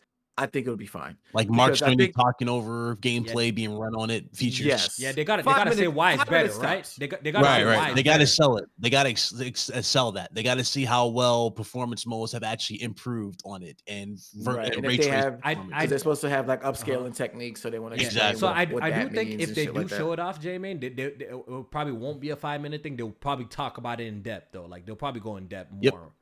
with it. I don't in think the tech. if it's going to be incorporated in what But I don't think is it'll be gonna like a meeting showcase. like what it was before. I don't think so. What I think don't will think so? happen, I think they mention it in the showcase maybe for 5 minutes, like I said, and then I think you get blog posts and other articles from other outlets other details, explaining. yeah. Okay, we got flown out. We saw the PS5 Pro. Right. This is what they're telling us about it. Yeah, like I think that's what it's doing. And then they could do like some stealth drops. They're like, hey, by the way, here's a quick look at our new game running directly Because on I think PS5 people Pro or who something. bought the PS4 Pro, That'd be good marketing. that's the audience for the Right. PS5 Pro.